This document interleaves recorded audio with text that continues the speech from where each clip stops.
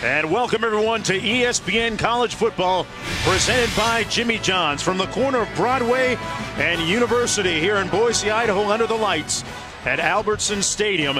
It's number 23 Boise State hosting the Pac-12's Washington Huskies. And the storyline for the last 9 months has been the return of this guy, Chris Petersen, the former head coach at Boise State for 8 years. Prior to that, an assistant for 5 years.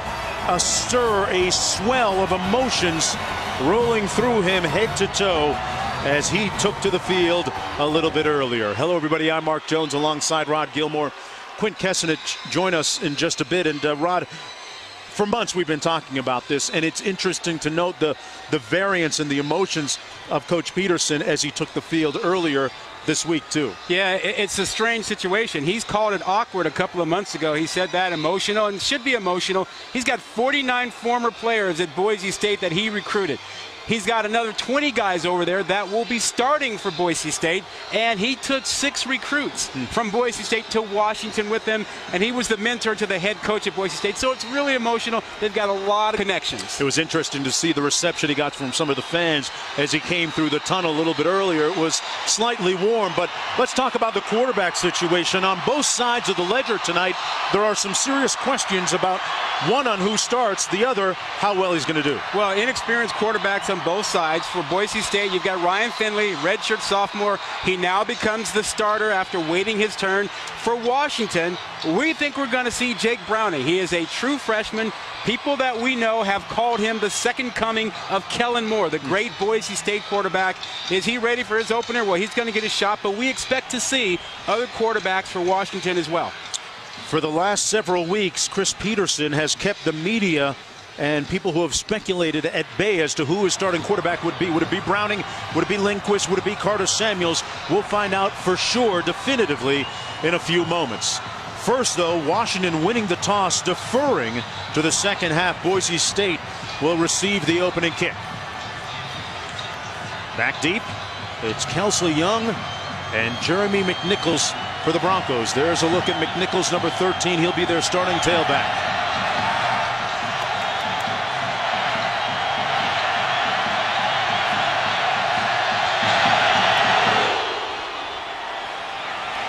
And we are underway. It'll come back out.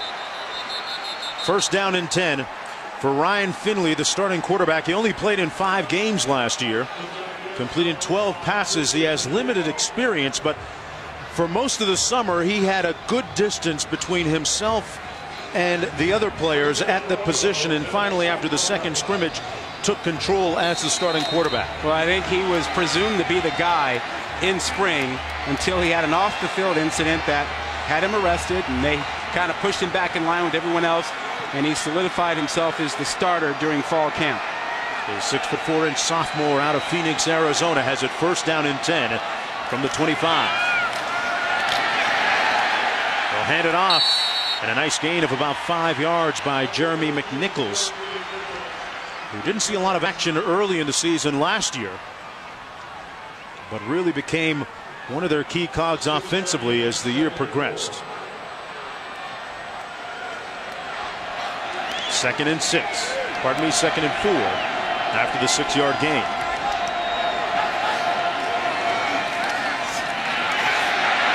And Finley is going to take off. Stopped about 2 yards shy. So Rod, 3rd down and 2 coming up. What do you like out of a Boise offense at this point? Well, you know, they don't have what they had last year in Jay Ajayi as a powerful inside runner. They're trying to find that person now. Is that McNichols, or do they feel they need to throw the ball? Well, we've seen them in 3rd down situations really look for short passes, pick routes, but you know they want to reestablish a rushing attack with that offensive line. Jay Ajayi now with the Miami Dolphins.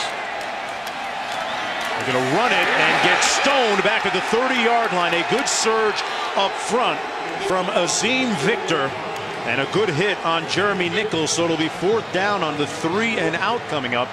And a nice sequence to start the game by Clay and the rest of that Husky defense. Yeah, that's a defense that a lot of people wrote off after they lost so many people in last year's NFL draft. But that was a tremendous 3rd down stop. Now we'll get a chance to see what Washington does on offense and who comes out as quarterback. Sean Wales standing on his own 17-yard line.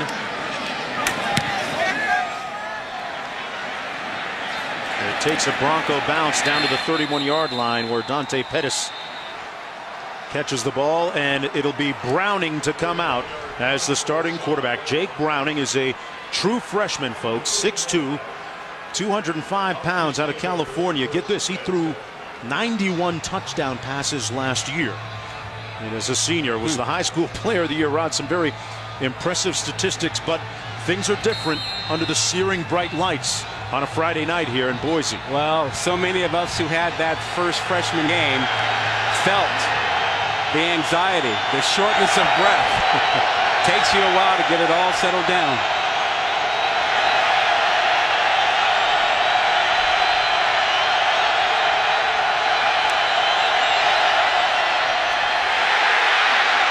On first down, out just beyond the 30-yard line, Washington brought down by Correa. Browning threw 10 touchdown passes in his first high school start as a freshman. Considered a bit of a phenom. He can spin it in. He's very familiar, actually. The coaches from both these staffs are very familiar with him. A 1-yard gain on first down. Dwayne Washington sets behind the quarterback, Jake Browning. And there's his first collegiate completion. Out to Washington. He lost the ball. And he's brought down at the 33, recovered by Washington as Dwayne Washington.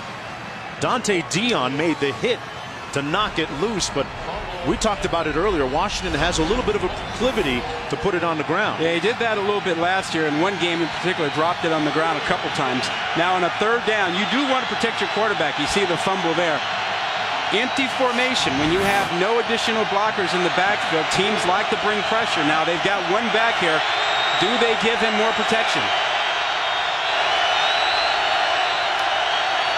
On 3rd and 7, the true freshman with his second completion, Jadon Mickens makes the catch.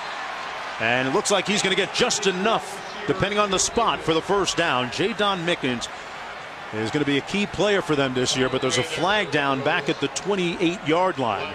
We'll see if this stands. A pickup of 7 on the play.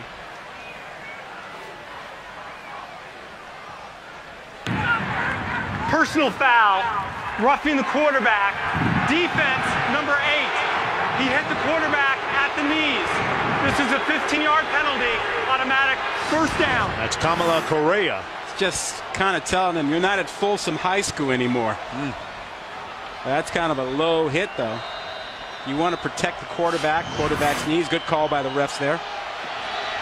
So Jake Browning here on his opening drive of his collegiate career with a couple of completions. This time hands it off to Washington, and Washington out to the 39-yard line, where he's brought down by Tanner Vallejo and Summer Gardner. You know, Browning is part of this new wave of young quarterbacks, kids who have quarterback coaches.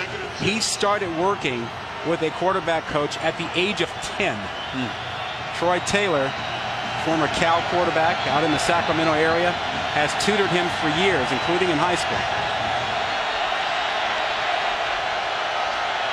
2nd down and 6. Pettis in motion to the top of your screen. Washington takes the handoff over the 40 down to the 39-yard line.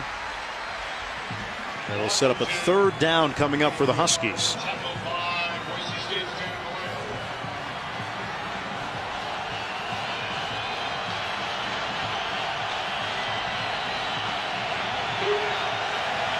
All right, thanks a lot, Dave. We're looking at 3rd down and 4 for the Huskies on their opening drive of the ball game, after Boise State was forced into a 3-and-out.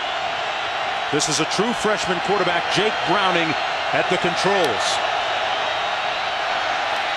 They get rid of it quickly. Dwayne Washington gets the catch, but he's brought down at about the 37-yard line by Dante Dion, short of the first down by a couple of yards. First decision for Chris Peterson, now standing on the opposite sideline after having been the head coach here. He's going for it on this 4th down. Not a surprise. 4th and 2. Little motion up front on the left side of that offensive line. Shelton and Eldrenkamp. the starters on that left side for the Huskies. False start. Offense, number 79. 5-yard penalty. 4th down. And that changes the equation a little bit, of course. Yep. 4th and 7, a lot different than 4th and 2. Got to kick it now. Interesting that Chris Petersen, the former head coach at Boise State for 8 years, was here 13 years in all as an assistant and head coach, making his homecoming. His old home was about 4 miles from Albertson Stadium here. As Dion signals for the fair catch back at his own 7-yard line. As we look at some of the major storylines coming into this, the 4th meeting all time between these two teams.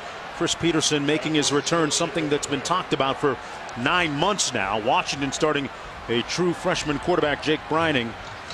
And Boise State has won 14 consecutive home games. Rod Gilmore, that is the 3rd longest streak in the nation. Hey, partner, good to be back for another college football season, right? Glad it's back. Quinn Kesenick down on the sideline, and so far we saw Boise State go 3 and out on the opening series. What do you make about how they get out of the gate in this game? Well, you know, Finley's got to get comfortable. He's not been a starter until tonight, so he's an inexperienced guy trying to get a handle on things here. A lot of emotions. They hand it off to Jeremy McNichols, and one of the big factors for Boise State this year, they're replacing Jay Ajayi, who is now with the Miami Dolphins. He got a boatload of touches last year, so that's a big question mark for them. About 400 touches when you combine his catches and his carries, and this team likes to run the football inside, and they're trying to find a back to replace him. I'm not sure there's one guy who can do it on this team. Nice run into the boundary. Stays on his feet. McNichols picks up the first down of the season for Boise State. McNichols, McWeapon. That's what they call him in these parts. A 16-yard pickup for the first down. They burned his red shirt last season to get him on the field because he can make explosive plays, and you saw a little speed there. First down and 10 out at the 25 now. Finley off the play fake, has a man in the seam, and it's almost intercepted. Nice recovery on the play by number 32, Buda Baker, arguably the most dynamic player in the secondary for Washington. Well, he's an outstanding safety. He's a young man who can play some single coverage from that safety spot. You see it right there. Committed to Oregon and then switched and went to Washington. Great two-way player coming out of high school. Buda Baker had that great bowl game. The Cactus Bowl appearance, had that big interception for the Huskies. Second down and 10 for Boise State.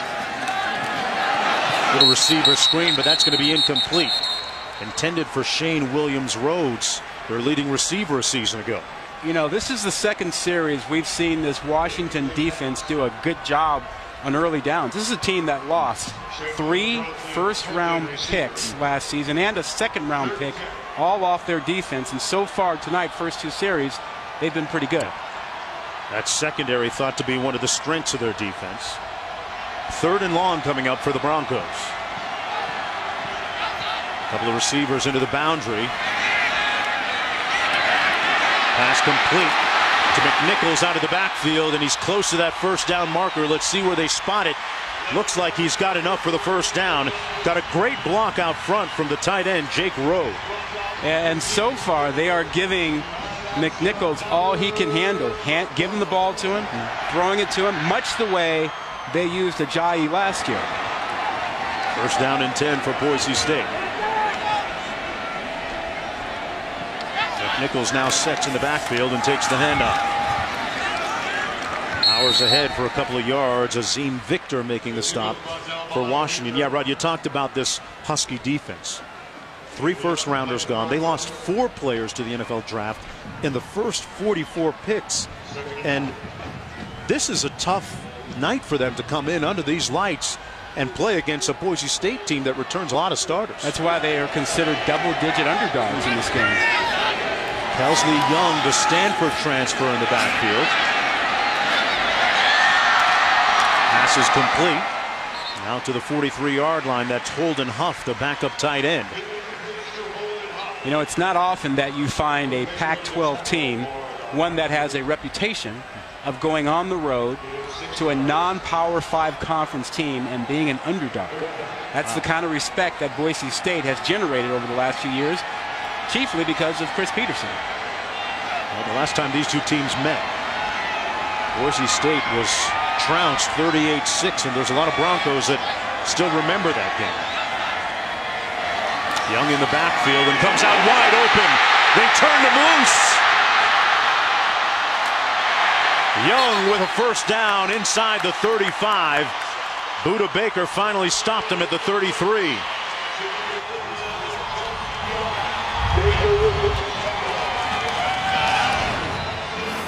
Yeah, Jonesy, a little bit of a pick play there. Run guys inside, they block off the inside coverage, and you get a guy free on the outside. Seen that a few times, huh? Yeah, you're smiling because you mentioned the magic word, a pick play. Here's Kelsley Young, the Stanford transfer again, brought down by Tupou on the play. But Young is a senior playing on this Broncos squad with his brother.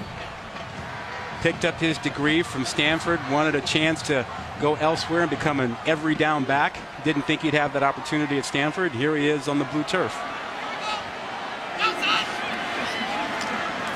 Second down and 6. Young again, little or no gain on the play. He was the second leading rusher on that Cardinal team last year. Sets up a long third down coming up. Yeah, he was primarily used as a change of pace running back, an outside guy. Scored a touchdown in the Rose Bowl a couple years ago on a reverse. Really a guy with good quickness. 11th play of the drive for Boise State.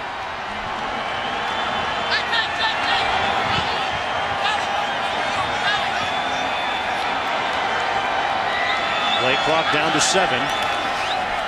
Finley on the option, hands it off, and they're going to be stopped up short of the first down. That was Young again. Got a couple of yards, so we saw Peterson go for it. What do you make of Boise State here? Well, that was a 2-down territory call. Ran that one figuring that they would go for it on 4th down, and they believe in their offensive line. They've got 6 guys they think are starters, playing 5 of them obviously, and they think this is the strength of their team.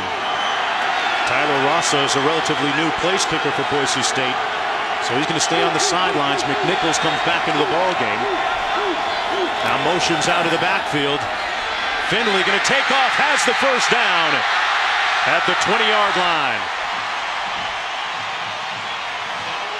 And he keeps the drive alive for Boise State. He's been smart. He's been under control. He's made good decisions. That's Finley. Picked up 4 on the play.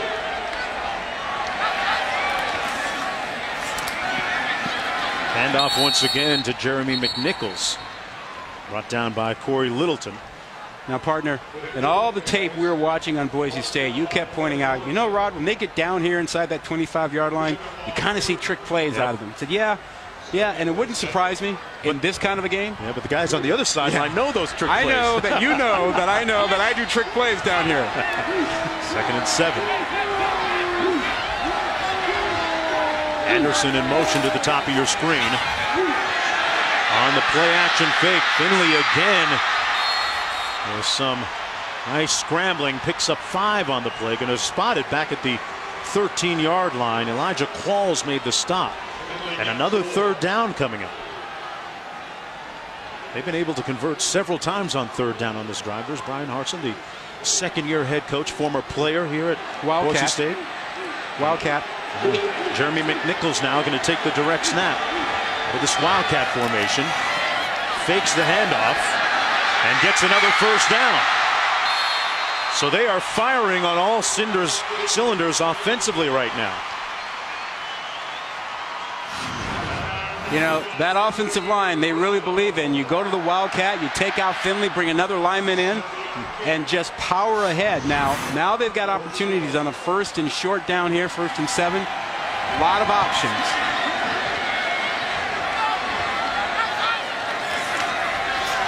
Enough again to McNichols. Bouncing outside. Touchdown Broncos.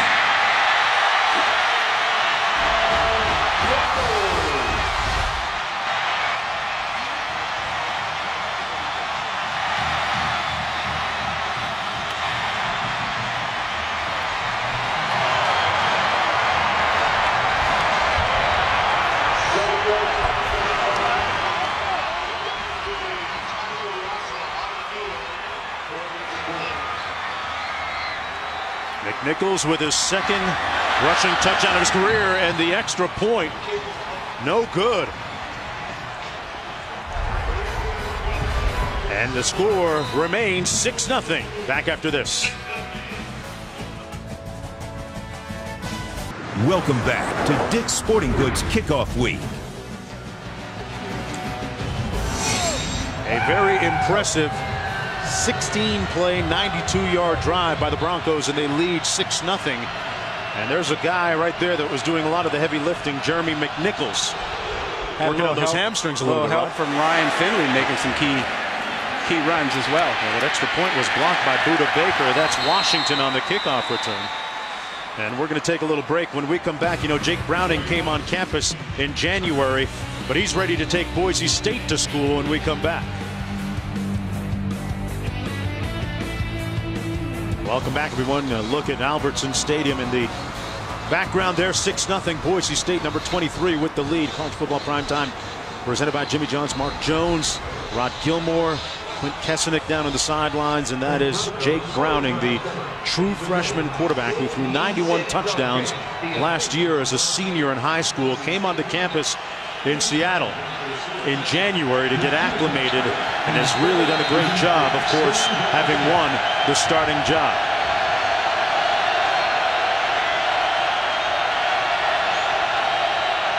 Three of three so far passing for a total of 8 yards.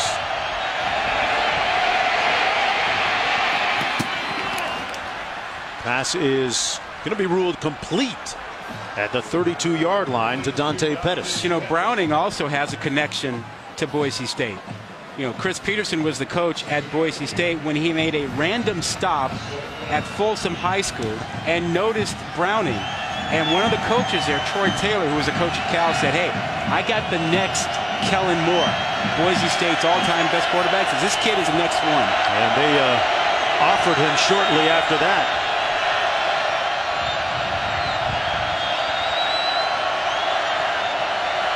Second and 3. Gets rid of it quickly for the first down. Nice catch. Number 82, Joshua Perkins, gets the first down for the Huskies, a pickup of 10. And he had already gotten some other offers from other big schools, including Alabama and Oregon. And Michigan, Oklahoma State. You see the passes he threw in high school, and because of his accuracy, the fact that he's a pocket passer, not a dual threat guy, because he's such a smart guy, 3.58 GPA, all those things led people to say he's a Kellen Moore clone.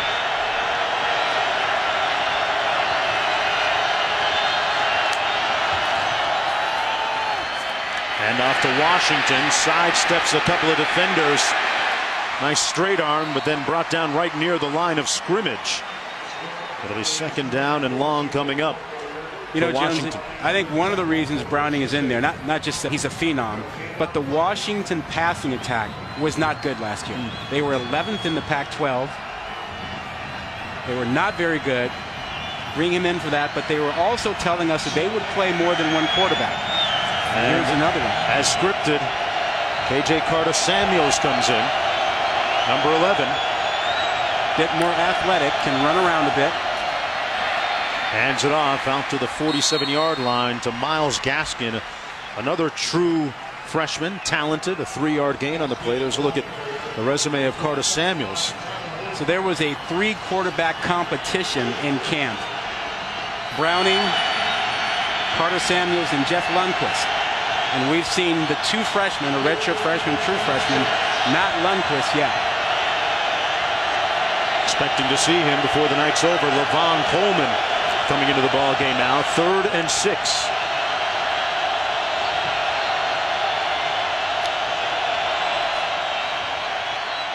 Browning incomplete. Intended for Marvin Hall, and it's 4th down coming up. Rod, how much of a factor is the noise for a true freshman with all the emotions swirling for him? I think everything's a factor for him. I mean, he's on the road. He's playing on a blue turf. He's never played on that before. He's got defenders out there wearing blue. There's a crowd that's loud. He hasn't played in front of 36,000 like this that are screaming and yelling at him. And it's his first college game. Yeah, the emotions are there. You get through that eventually, but that first quarter, you're feeling it. That was his first incompletion. He was 5 for 5 before that. Durkee to punt. He gets off a good one, drives it all the way back and through the end of the end zone.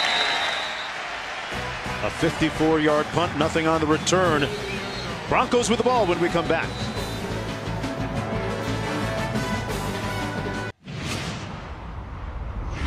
Being tied into that staff over there that are all good friends of ours, we recruit a lot of those kids. Makes it awkward. And I really haven't had any contact with those guys because we are playing them, so that's made it more awkward. So you kind of say, we'll deal with that down the road. Well, down the road's coming. And the road ended here today for Chris Peterson. The moment has arrived. He recruited 49 of the players on the Boise State roster and 20 of the 22 starters. Under a minute to go here in the first quarter. They hand it off. Devin Demas brought down short of the 20-yard line. Let's go downstairs to Quint Kessenich. Coach Peterson describing his return as awkward and emotional, but watching warm-ups, it was all awkward. The coach didn't come out here until about 7:35. There was no reunion with his former players or former assistant coaches. The crowd gave him a warm applause. It wasn't overwhelming, but clearly Coach Peterson uncomfortable with being the center of attention. Didn't even shake hands with Brian Harsin, which is a rarity. And I don't think you can blame it on either coach. It just, they were coaching their teams and didn't have the time, but it did stand out that these coaches, who are good friends, did not shake hands before this game. Great stuff, Quint. Felt and looked to be more business than personal, at least for now. Yeah, but if they had gotten together at midfield, it would have been, I love you, man. Yeah. I miss you, man. There's no crying in football. Not on opening weekend. Peterson's team down by a touchdown when we come back.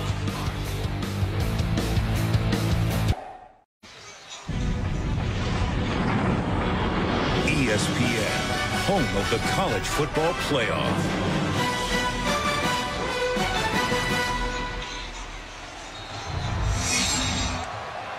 Well, the Buckeyes begin their title defense looking to avenge last year's only loss in a rematch against Virginia Tech, the Hokies. College football primetime, number 1 Ohio State against Virginia Tech as Boise State busts one. That's Devin Demas, one of the fastest tailbacks that they have, and a nice gain for him of 14 yards. Well, right now, that offensive line of Boise State is dominating this game. They started off slowly that first drive, but since then, they've kind of owned things up front. First down out by the 31. Finley sidestepped one would-be tackler and makes the completion out to the 40 to Thomas Spurbeck, who led the team with almost 900 yards receiving a season ago. Another first down. Jones there to make the stop. That offensive line, veteran guys, all back from last year, really getting things done right now, getting time on passes and blowing open some holes. Going up against a very youthful defense for the Huskies. First down and 10. And another spirited run by Devin Demas, a 5'8", 175-pound junior from Houston. Let's go downstairs to Quint. Spent some time with offensive coordinator Eli Drinkwitz pregame. He said they had some shots baked into their opening script early in the game, but Boise operated in that first quarter into the wind. They're now with the wind in good field position. Look for maybe a shot or two down the field here. He's a team that always likes to play with a pretty aggressive offensive philosophy. McNichols got to the edge a little bit and tiptoed out of bounds, enough for the first down run. Well, and just to follow up on Quint's point, the fact that that offensive line is controlling the rushing game makes it more likely that they will take some shots down the field. They can feel confident that should they miss a shot down the field, they can come back on second down or third down and run the football. Yeah, one of Brian Harsin's strength this year is the people they return at the skill positions, and guys like Anderson and Spurbeck. Tight end Jake Rowe. McNichols in the backfield. Finley going up top and incomplete at the 20-yard line, intended for Thomas Spurbeck. Being covered by JoJo McIntosh. They had him. That was the shot. They had him clearly open, but that ball was thrown to the left and outside, and Spurbeck, not known as a deep threat, got behind the corner over there. Second down and 10. McNichols in the backfield.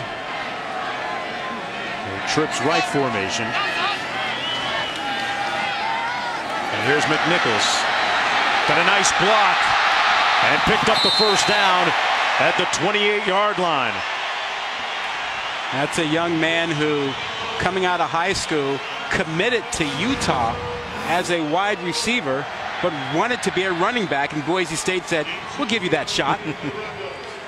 Worked out pretty well for him. His teammates call him McWeapon. His Twitter handle, @theweapon13. I like that. You can figure out why, right? Nice. First down and 10.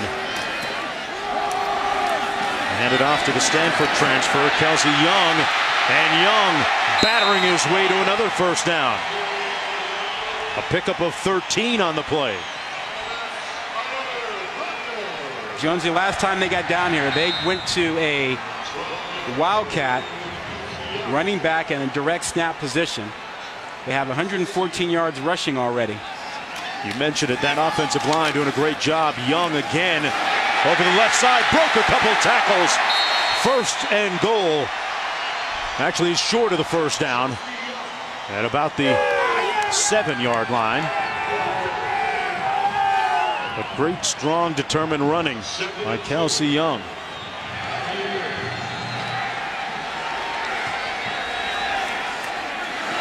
Young again. This time tripped up short of the first down by about a yard. Well, Azim Victor, the middle linebacker, got in there and disrupted that play. Washington looking for some playmakers this year, folks. They lost 3 defensive players in the first round of the NFL draft last year. 3rd and 1. Jeremy McNichols has gotten a lot of touches here in the ball game. Jay Ajayi now in the NFL with the Dolphins. And it's McNichols on the toss. Got the first down, and it's 1st and goal from the 3. Wu Ching finally making the tackle. Not exactly missing Jay Ajayi right now. The 1-2 punch, McNichols and Kelsey Young, has worked out pretty well so far.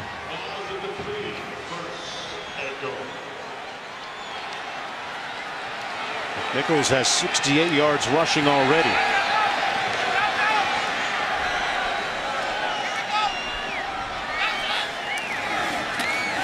Henley keeps it. He's run the ball pretty well already tonight. Keeping a couple of drives alive on 3rd down, picked up 1. It'll be 2nd and goal. Yeah, I'm not so certain about that call down there. I mean, he's not your powerful runner in that situation. Let McNichols go ahead. Or Kelsey Young, one of those guys that they've shown the ability to dip their shoulder and to run over a guy. Use one of those backs down here. Well, McNichols is the lone back. Actually, in the opposite eye, he's the deep back. Gets the call. Touchdown.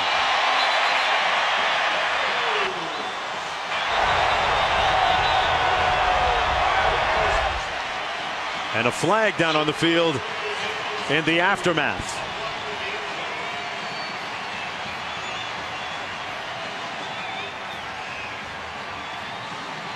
That's one of the captains, Travis Feeney, speaking with the official.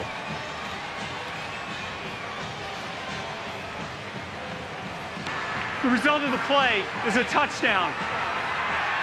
After the play, personal foul, unnecessary roughness, defense, number 31. That 15-yard penalty will be carried over to the kickoff. That penalty against Travis Feeney, one of their playmakers up front, number 41 for the Huskies. Well, they had the last extra point block, so keep an eye out here.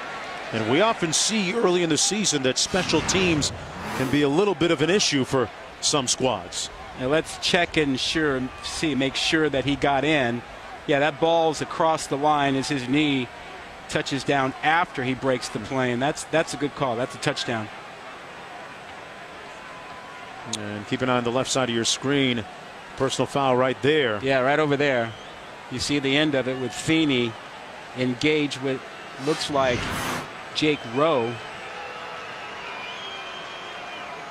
And now this becomes a dangerous time for Washington. One more look. Look for the knee and look for the ball. There's the ball crossing the goal line, and there's the knee. That's simultaneous. That's a touchdown. Yeah. Being forced on the extra point at the 1.5-yard line.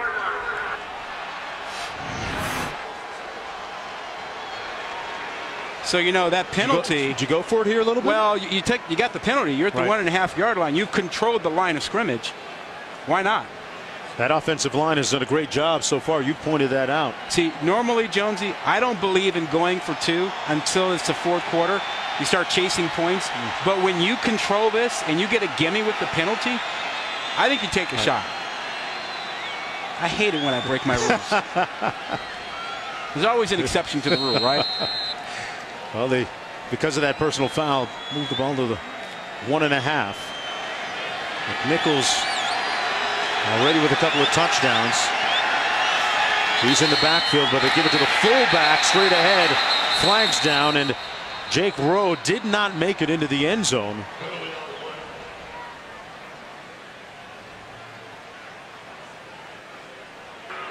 Before the snap, false start, offense number 71. 5-yard penalty, extra point attempt. Kick that one now. Yeah. And that changes it right back to where you were before almost. And now Tyler Rasa will come on the field for the extra point. And now Tyler Rasa, first-year starter, as their place kicker. Had the previous one blocked by Buda Baker. And that's something they didn't expect because they had the same snapper and holder back from a season ago. Rasa knocks this one through. And the number 23 ranked Boise State Broncos lead it 13-0 when we come back. Download the Watch ESPN app or visit watchespn.com. Whether you're in an airport, hotel lobby, airplane. Well, we live with it. I mean, you know, we can't get around without it. That's a necessity. 10:26 to go in the first half under the lights here at Albertson Stadium. Boise, Idaho. Boise State leading in Chris Peterson's return as head coach of Washington. Peterson was the head coach here for 8 years, 13 years overall on the staff. But right now his squad with a lot of work to do when we come back. Much more as part of College Game Day built by the Home Depot. Wait till you see that story. Yeah, welcome back, Game Day. 1st and 10, Browning picked off at the 30. Darian Thompson with his first interception of the season.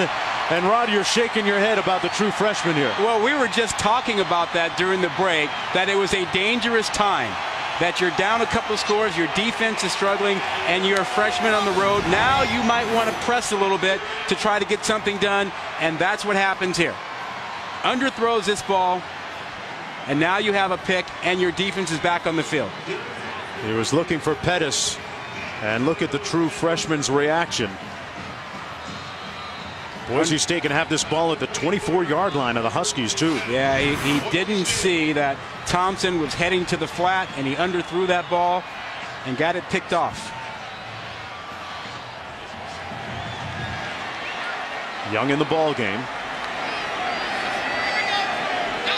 Boise State has controlled the time of possession in a big way in this game. Young broke a couple of tackles, and his forward progress going to take him to the 21-yard line. Azim Victor making the stop on the play, a 3-yard gain. Well, they still have controlled the clock. They've controlled the line of scrimmage. That's Boise State. You look at their rushing yards. They've dominated things, and because you haven't had Boise State able to run, Washington run the football, a lot more pressure on the young quarterback on the other side of the field. 132 yards on the ground so far for Boise State. He's still got 9.5 to go here in the first half.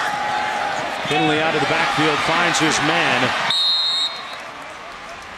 Pass complete to Shane Williams-Rhodes, who's been kind of conspicuous by his silence tonight, Rod, don't you think? A little quiet, but they haven't needed him yet. He's a guy that will run reverses, can make some big plays for you, but they haven't forced anything. You know, give Finley credit. this rushing attack has been so good. He hasn't had to press, hasn't had to force anything. He's taking what the defense gives him. He's being really smart. He's being a point guard out there.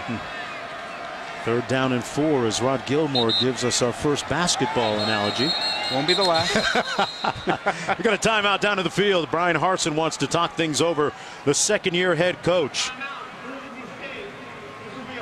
Coming off a 12-2 season, but the expectations high here at Albertson Stadium. Yep, that's going to be off the chain. Big 3rd down here. McNichols in the backfield. Chaz Anderson, one of the receivers. Yeah, here's the guy I'd be worried about. Spurbeck in the slot. He's a tough guy, can catch the ball over the middle. They sometimes rub people off for him. I'd be worried about him. Leading receiver a year ago. Anderson in motion out to the top of your screen. Over the middle. The pass complete, but short of the 1st down. That was Spurbeck. Brought down immediately by Azim Victor, number 36 of Washington. Hey. Coming straight out of Compton, number 36. That's where he's from. Yeah, he watches film too. He was aware of Spurbeck on 3rd and short, running those crossing routes, and he jumped all over it. They're going to go for it here on 4th and short. Looks like about a yard to go. McNichols in the backfield. 2 tight end formation. McNichols gets the opportunity. Not sure that he got it. He's going to be stoned short of that 1st down. Elijah Qualls was one of the first guys to get there for the Huskies. And this would be a huge confidence boost for the Husky defense. Well, I think sometimes coaches get greedy. When you get a turnover, you have to get points off that turnover. You know, it's a gimme. So you take a chance, you roll the dice, you go for it, you give the ball back. There's no consequence to the turnover. So generally for me, I look at it as I don't want the 3 points, but I want to make the other team pay for the turnover, and I'm going to get points on the board, and that's why you kick it there as opposed to going for it. It's one thing if it's Brian just your Harsin. ball. Yeah. But when you take the ball away from somebody, there has to be a consequence to him. You can't let in them off spite of the fact that they've been beating up Washington up front. I understand, but it's a gimme. You have to make them pay. Right now, they come out, they're full of confidence. They're like, that didn't hurt us at all. Browning should be feeling pretty good. Now he can think, hey, let me get that back. The true freshman threw an interception the last time he touched the ball. Let's see how he responds. 1st and 10. A safe pass out of the backfield, but nowhere to go. Dante Dion makes the stop on Myles Gaskin. Let's go inside the helmet of this true freshman right now. Through an interception, his team is down 13-0. What are we at? Are we at DEFCON 2 here? 1? Where are we with You're him? still in danger. You know, you got away from it for that last pick. It didn't cost you, but your offense has not been moving the ball. Your defense has been struggling, but for that last stop, you still have to be careful with the football.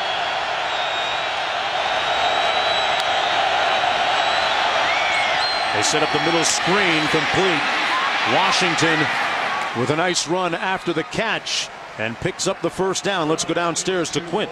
Mark, Browning's reaction to that interception was not freshman-like. It was almost senior-like. Kind of ho-hum, put the headset on, talk to the other quarterbacks. Business as usual, really. I didn't see any residual effects on the young quarterback. That's interesting. Remember, they called him perhaps the next Kellen Moore, right? When the Boise State staff was made aware of his talents. Washington also aware, as well as many other schools. A 13-yard gain.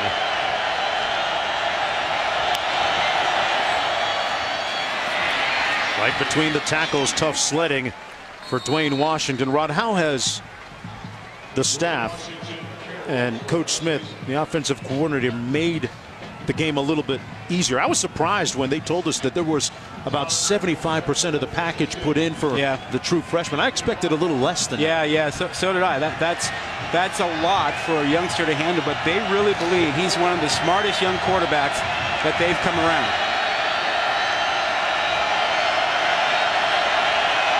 Gaskin in the backfield on 2nd and 5.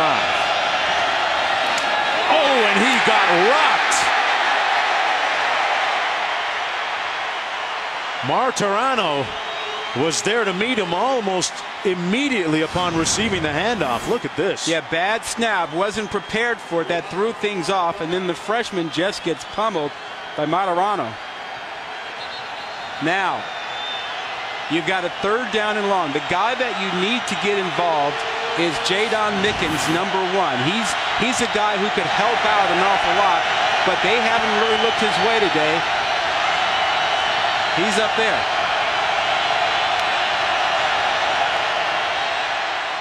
Incomplete. Behind Mickens. That's who they were going for, Rod. Well, he can help out the freshman an awful lot. He can do things once he gets the ball in his hands, and they just haven't been able to get him involved yet.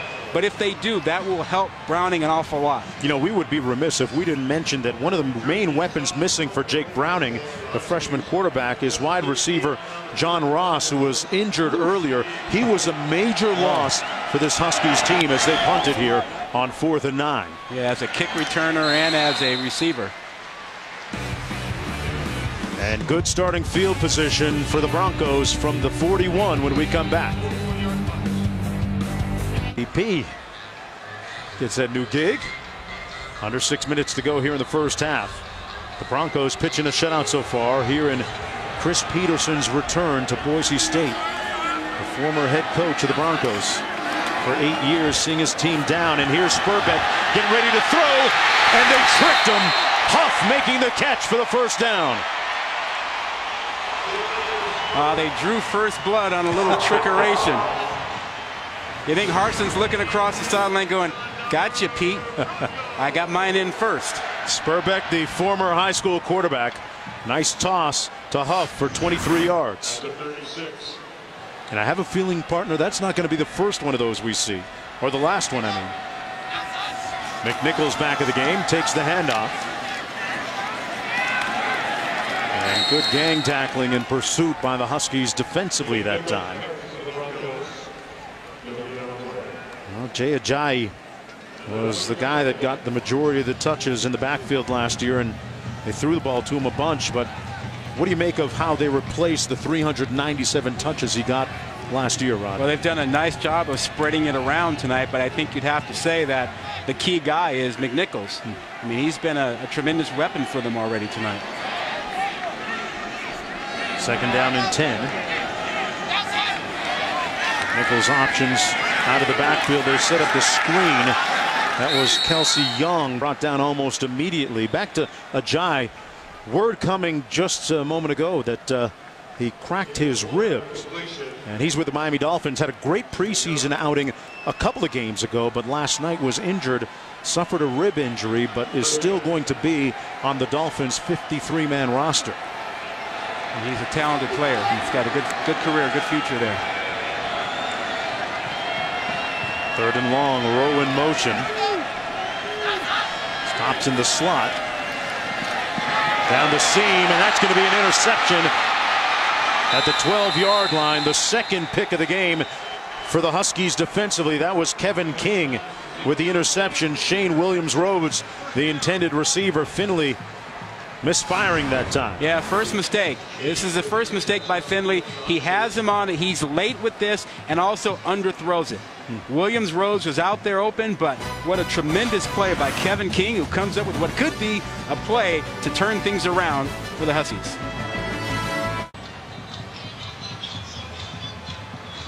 Welcome back, everyone, to Dick's Sporting Goods Kickoff Week and ESPN College Football presented by Jimmy John's under the lights here at Albertson Stadium. Mark Jones, Rod Gilmore, and Quint Kesenick down to the sidelines. Jake Browning, the true freshman quarterback, has thrown 1 interception tonight. Having a tough time, and this is first start. Gaskin out of the backfield, showing a nice burst of speed, but he never was able to square those shoulders. Summer Gardner making the tackle on the play. 2nd down coming up, and you can't lose sight of the fact this is a very young Washington team. 50 freshmen and redshirt freshmen on this team. Yeah, and Browning needs help from some other guys. I mean, Perkins, the tight end, could help him out. Mickens, the wide receiver. You got to get the football to those guys to take a little pressure off your freshman quarterback. 2nd and 7. It's Gaskin again up the middle. At about 3, it'll be 3rd and about 4 to go coming up. And well, some of the experts pick Washington at about 4.5 wins this year, and they have a very daunting schedule.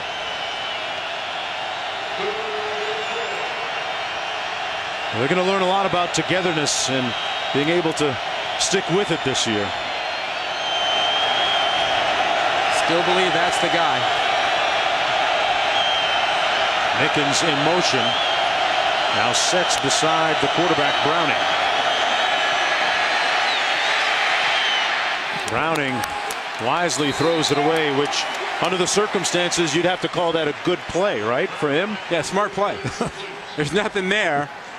Don't let anything bad happen. Go ahead and punt the ball away.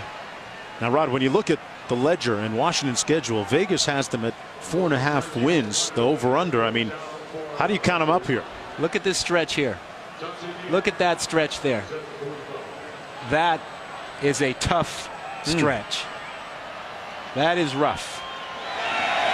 On the heels of an 8-6 season last year. Durkee with the punt and fielded by Dante Dion. And once again, after the 31-yard punt, Boise State with good field position when we come back. Welcome back, everyone, to Albertson Stadium. 1st down and 10 for Boise State with a 13-0 lead. They start this drive from midfield. And under the circumstances, Rod, you almost get the feeling that they should be leading by more than just 13-0. This is Demas. As we go back to the studio and Adnan Burke. Adnan, it's great to have college football and have you in the studio, buddy. Oh, I appreciate that very much, man. Jonesy, when you look at what's coming up in the halftime report, we're going to be focusing on what happened with regards to Michigan State. Sparty on, but it was tough against Western Michigan. Also stealing money. Phil Steele with some great picks for him this weekend, and Tom Brady breaks his silence. All that more coming up. Jonesy, back to you. You got it. The whistle in the pass ruled incomplete, intended for Chaz Anderson. Speaking of halftime stories and the like, you saw TCU last night. We saw Baylor tonight. Neither one was overwhelming, I'd say. You know, Baylor's score ran away with it, but you know, that Big 12 race may be a lot more compelling than people believe. I still think Oklahoma and Oklahoma State are players in that race. It certainly gives rise to who might ultimately come out of there, but you'd have to say TCU was a little bit underwhelming last night. Timeout of the half. This will be Timeout Huskies looking at 3rd and 7 when we come back.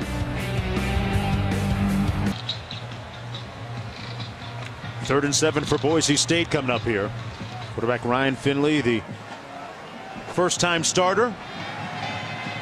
Played 5 games a season ago behind Hendrick, who was the starter. Critical for Washington to get a stop here and get off the field and not let this get out of hand in the last 2 minutes. Spurbeck split to the top of your screen, but they come underneath on the screen pass. And some tough, determined running by McNichols earns them the first down. Boy, Rod, he put his hat down to get that extra yard and move the chains. Great running, poor tackling. 3 guys had an opportunity to stop him before the first down. Instead, he picks up 8 to get the first. First down and 10, just inside the 40. Finley flushed out of the pocket, finds a man. And who else? Mr. Utility, McNichols again. Still plenty of time for Boise State. No reason to panic. Got a $1:27 and counting, a couple of timeouts. 1:20 to go now in the first half.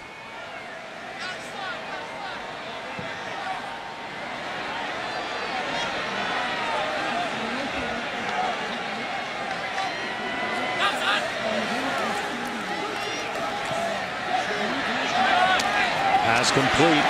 Finley and Young broke a tackle nicely and brought down a couple yards short of that first down marker. 3rd down coming up. They're going to burn one of their timeouts. Timeout. Boise State, their second charge timeout of the half. This will be a 30-second timeout. And now 54 seconds to go in the first half.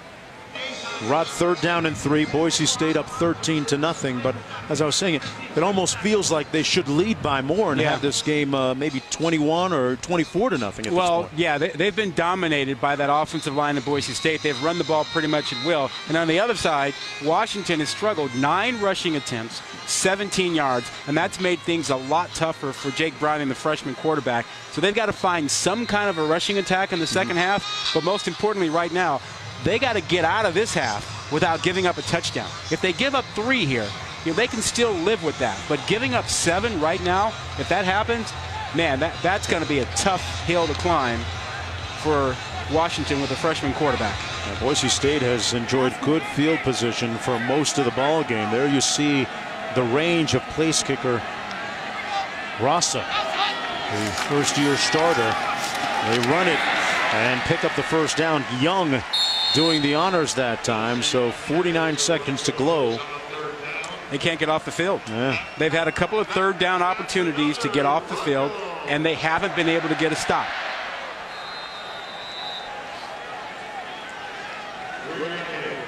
Four receiver formation for the Broncos.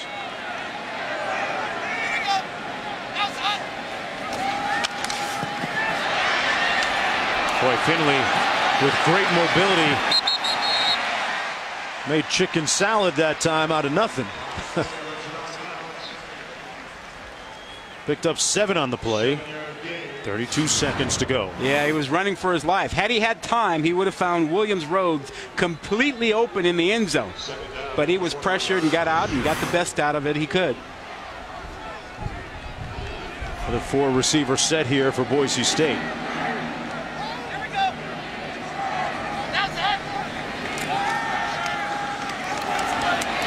Rid of it quickly, completes it down to the 14-yard line, and a first down to the tight end Jake Rowe with 26 seconds to go. 1 timeout remaining for Boise State, an 8-yard gain on the play. And if you're Washington, you're thinking, all right, you can't give up the 7, which makes it a little dicey. If you roll the dice here and you pressure to try and push him out of field goal range, you might have single coverage and some holes back there. You could give up 7. Huskies defense defining itself here.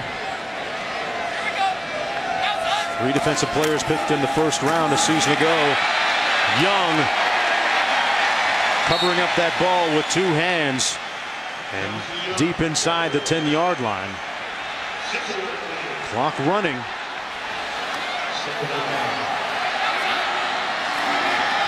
Finley throws it incomplete, stops the clock with 6 seconds to go. So what do you do now if you're Brian Hartson? I think you kick it. Hard to believe you can be certain that with 1 play you'll have a chance to get a second play, even with that timeout. You don't have enough control over it. And remember, he passed on the 3 points earlier when they had the pick. Yeah, they went for it on 4th down. Yeah. Well, in comes the place kicker Tyler Rasa. Had an extra point block tonight. This one coming from 24 yards out. And did Washington try and take a timeout? There's no play. Timeout, Washington. This will be a 30-second timeout. Well, Coach Peterson, it's only 61 degrees here in Boise, but trying to put that place kicker Ross on ice. And the fans are booing, but, they liked it when he did that when he was here. Yeah, funny how that works. It's interesting that the worst loss of his career came against Washington as he was the Boise State head coach. Yeah, score was 38-6 a couple of years ago.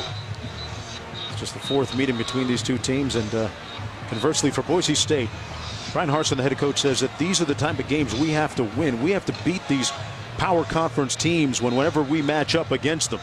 Look, they're going to be in the running for a New Year's 6 game like they had last year. They were in the Fiesta Bowl last season. They have a chance to have another special season. And I don't think they get into the playoff. I don't think a group of 5 team will get in the playoff anytime soon.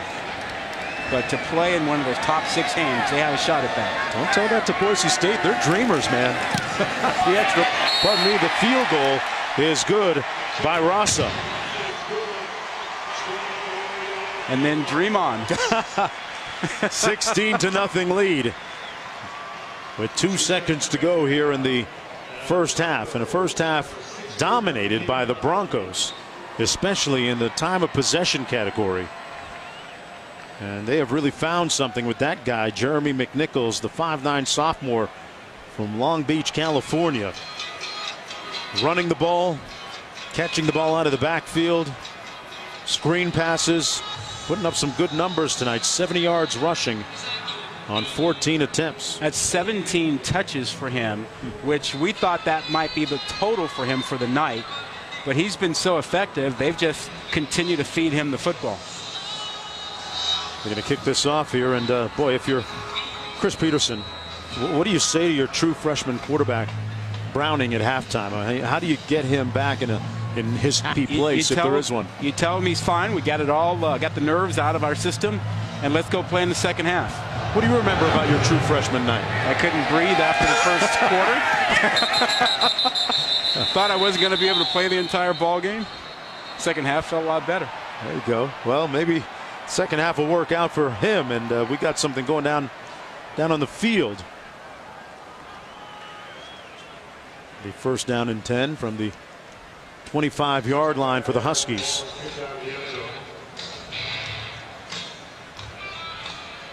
A little bit of yapping and jaw-jacking going down on the field after the whistle.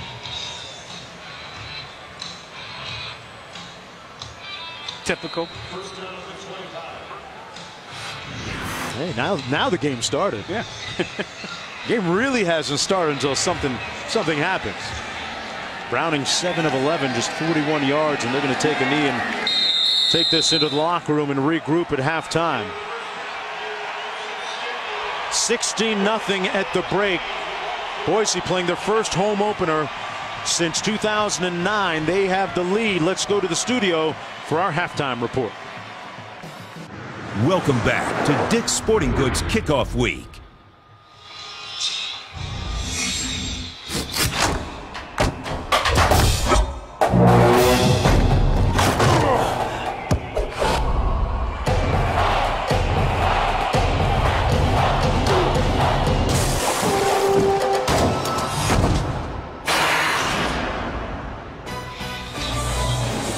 Welcome back, everyone, to ESPN College Football, presented by Jimmy John's. It's the 4th all-time meeting between Boise State and the University of Washington Huskies. Huskies lead the overall series 2-1, but trailing here 16-0 as we get ready for the start of the third quarter. Mark Jones, Rod Gilmore, Quint Kesenick down on the field joining us shortly.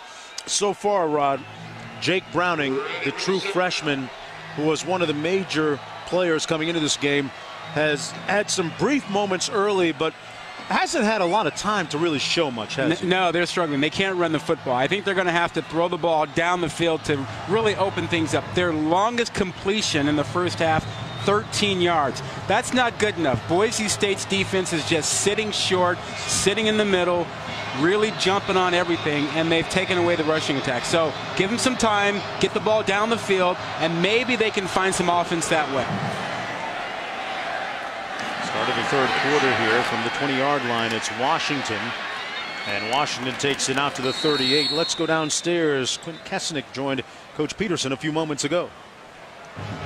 Coach, what was your reaction to the warm applause that you received twice when you took the field tonight? Great people here. Jake Browning, how would you assess his first half? He's doing okay. We got to give him a little more time to throw. We got to convert some third downs. We got to run the ball better. We're not having the ball. We haven't had the ball long enough. Our defense is on the field too long, and so we got to convert some things to stay on the field. If he can get into a rhythm, he'll be all right. Thank you, Coach. Well, that's the first true freshman quarterback that Peterson has ever started. High school player of the year in the state of California a season ago. But this isn't high school. That pass incomplete. His receiver seemed to break the other way, Rod. Pettis turned inside. The ball went outside. Yeah, they weren't on the same page, and Browning also took a hit on that. And you really don't want to see that happen. You see there's a corner squatting out there. That was Jonathan Motze. And so Pettis went inside of him. Now you've got that 2nd and long. And when you don't gain anything on first down, man, it makes it really hard to keep a drive alive. Washington now comes out of the backfield. That pass complete, a good-looking strike to number 81, Braden Lenius. And a first down after the 12-yard pickup. Can they possibly make it any easier for them? We talked about the fact they had just 75% of the offense already in for them. Well, I think they were a little concerned in the first half about getting him calm, you know, protecting him and not taking chances down the field. But they're going to have to do that, and that will open up other things.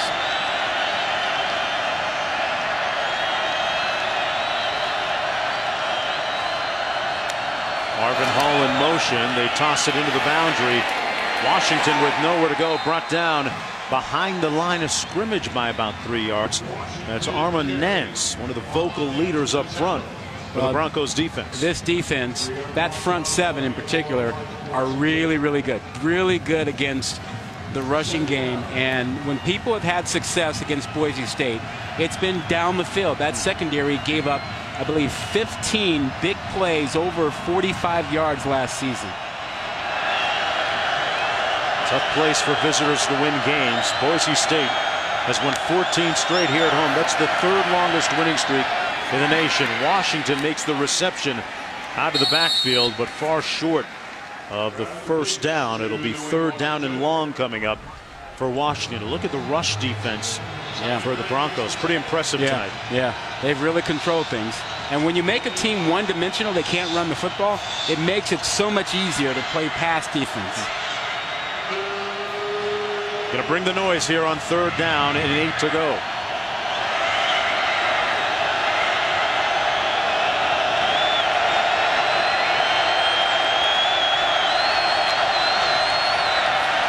Browning out of the shotgun, given time, plays it safe underneath. There's a flag down on the far side of the field as Coleman is brought down almost immediately after making the catch at the 45, a 3-yard gain. Let's see what this flag is all about, though. Looks like an offsides indication against Boise State. Offside, defense number 8, lined up in the neutral zone.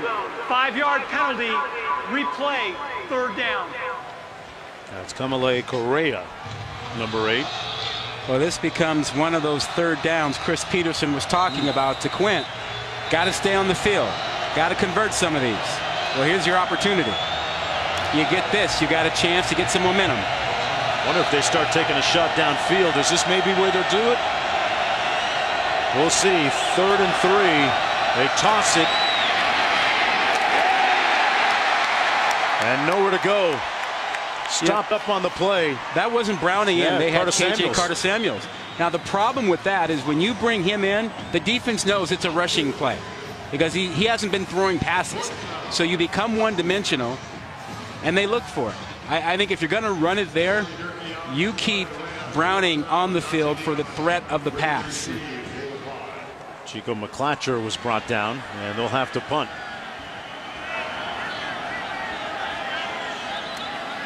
Dante Dion at his own 5-yard line. Not a great punt here. Bounces at the 19-yard line.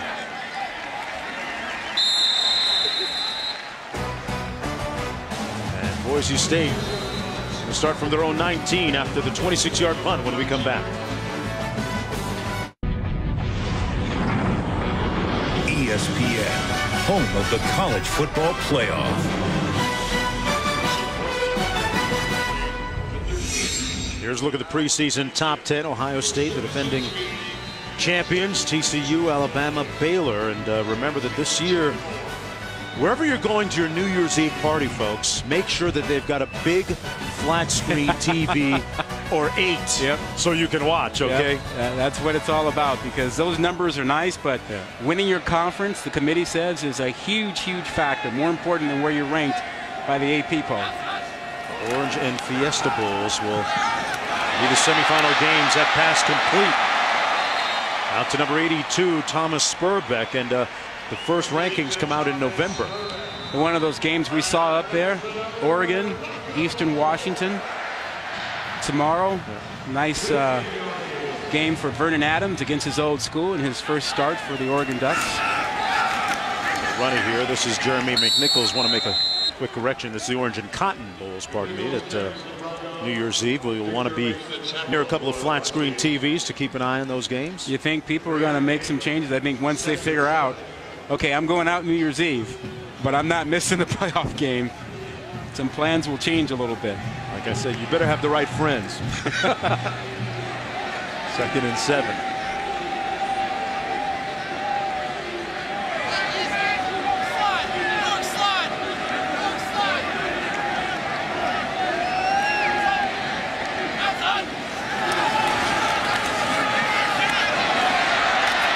Good mobility by Finley to escape. Feeney brought him down from behind. Travis Feeney limited the gain to 4 yards. Number 41 right there, projected to be a potential all Pac-12 player. Yeah, and an NFL pick with a guy that is that size who can run as he does. He's about a 4'4" guy. You know, goes at about, what is it? 230, 230, 232. Speed kills. Pretty good athlete, drafted in the 11th round by the Oakland A's back in 2011. Here's Finley, slings it. Boy, almost put it right there, but Buda Baker seemed to come over from his safety spot, number 32 right there, and rip it loose. Sidney Jones also in on the coverage on the play. Yeah, Buda Baker can cover ground. I mean, he's an outstanding free safety. Was a true freshman last season. All-conference player, an honorable mention all-conference player. Committed to Oregon, but hometown Washington gave them the nod at the end of the day. Yeah, led UW in tackles a season ago. Dante Pettis, meanwhile, standing back on his own 22-yard line. This is just the second punt of the ball game for Sean Whale. The ball comes down right at the 20-yard line, a 40-yard punt. Nothing on the return, and Browning's night trying to turn the corner when we come back. College football. Washington trailing Boise State right now. And you're looking at Jake Browning, the true freshman quarterback, who heads back to the sidelines. And KJ Carter-Samuels, the 6'2" freshman from Saratoga, California, going to take the reins of the Washington offense. Levon Coleman in the tailback. You get more mobility, more of a run threat from Carter-Samuels at the quarterback spot. Washington looking for answers. They've run less than half the plays that Boise State has, and that was Chico McClatcher trying to get to the edge, another talented true freshman. Hey, Peterson has gotten some good players on campus in Seattle there for Washington as Browning comes back into the ball game. Some young guys. You mentioned there was McClatcher carrying that ball. Here's another redshirt freshman quarterback and Carter-Samuels, and here's Browning.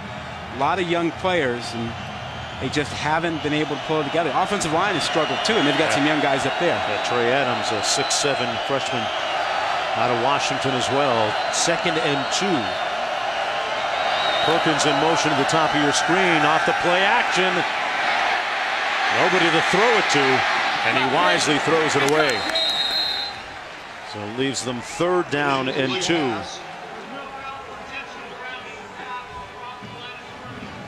Remember, Browning came on campus in January, which seems to be a growing trend with players now, right, Ron? Yeah, I'm not sure it's a good thing. Why is that? Well, you know, back in 2002, we had 15 guys leave high school early to join Power 5 conferences. It's up to 162 in 2013, and reports are more than 200 for 2015. 3rd down and 2. Browning gets rid of it quickly, finds his receiver for the 1st down at the 35-yard line. That's Joshua Perkins. So are you trying to tell me that the prom is not that important? Apparently not. Look, guys are skipping the prom and going to spring football practice. Now, the problem with that is it kind of reinforces the athlete first, student second thing. You go on campus for football, not for academics. For some guys that might be okay, but right. You know, we're seeing that growing trend, and I'm not sure that's a good thing. Perkins in motion again. Coleman couldn't get to the edge, brought down nicely by Correa. Let's go back to that point, though. You talk about that putting the cart ahead of the horse a little bit in terms of athletics coming first, but guys, I'm guessing, as the father of a student athlete who's a junior right now, some kids do take that opportunity to get ahead academically too, right? Well, yeah, some do, and that puts them in a position, you know, to get out on time, and that's great if it works out the way. I'm just saying, generally speaking, that's not the trend, but some guys it works for, and this kid looks like he's going to be one of those kids that it would work for. Little receiver screen, a lot of traffic and congestion in there.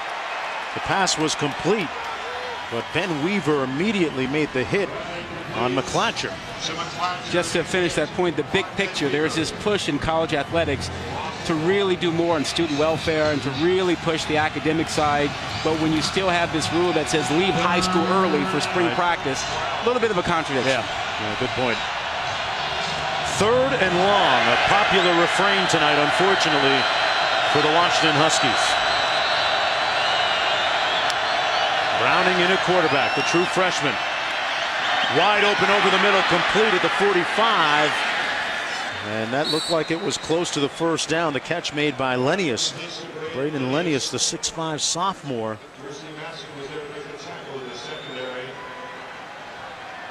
Smart read, good protection here. Watch him look off and then wait for his receiver, Lennius, to come back across the middle. Reads that window perfectly. A lot of good stuff to like about Browning as a quarterback. They just haven't had enough plays tonight, haven't been able to convert on 3rd down, and they've struggled. Well, remember, this Washington staff had offered him. Boise State saw him when he came to their camp after his sophomore year. They offered him a scholarship as well. Corey Durkee getting set to punt. Dante Dion standing at his own 17 for Boise State. High spiral, booming kick. Unfortunately, carries into the end zone. It'll come back out after the 56-yard effort. Flags down on the field. We can see what these flags are all about.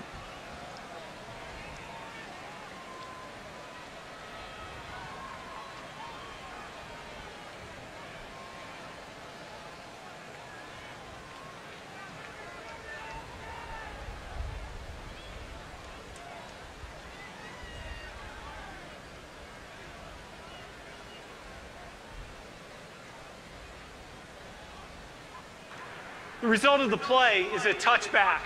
After the play, personal foul, receiving team number 69. Half the distance to the goal, 1st down.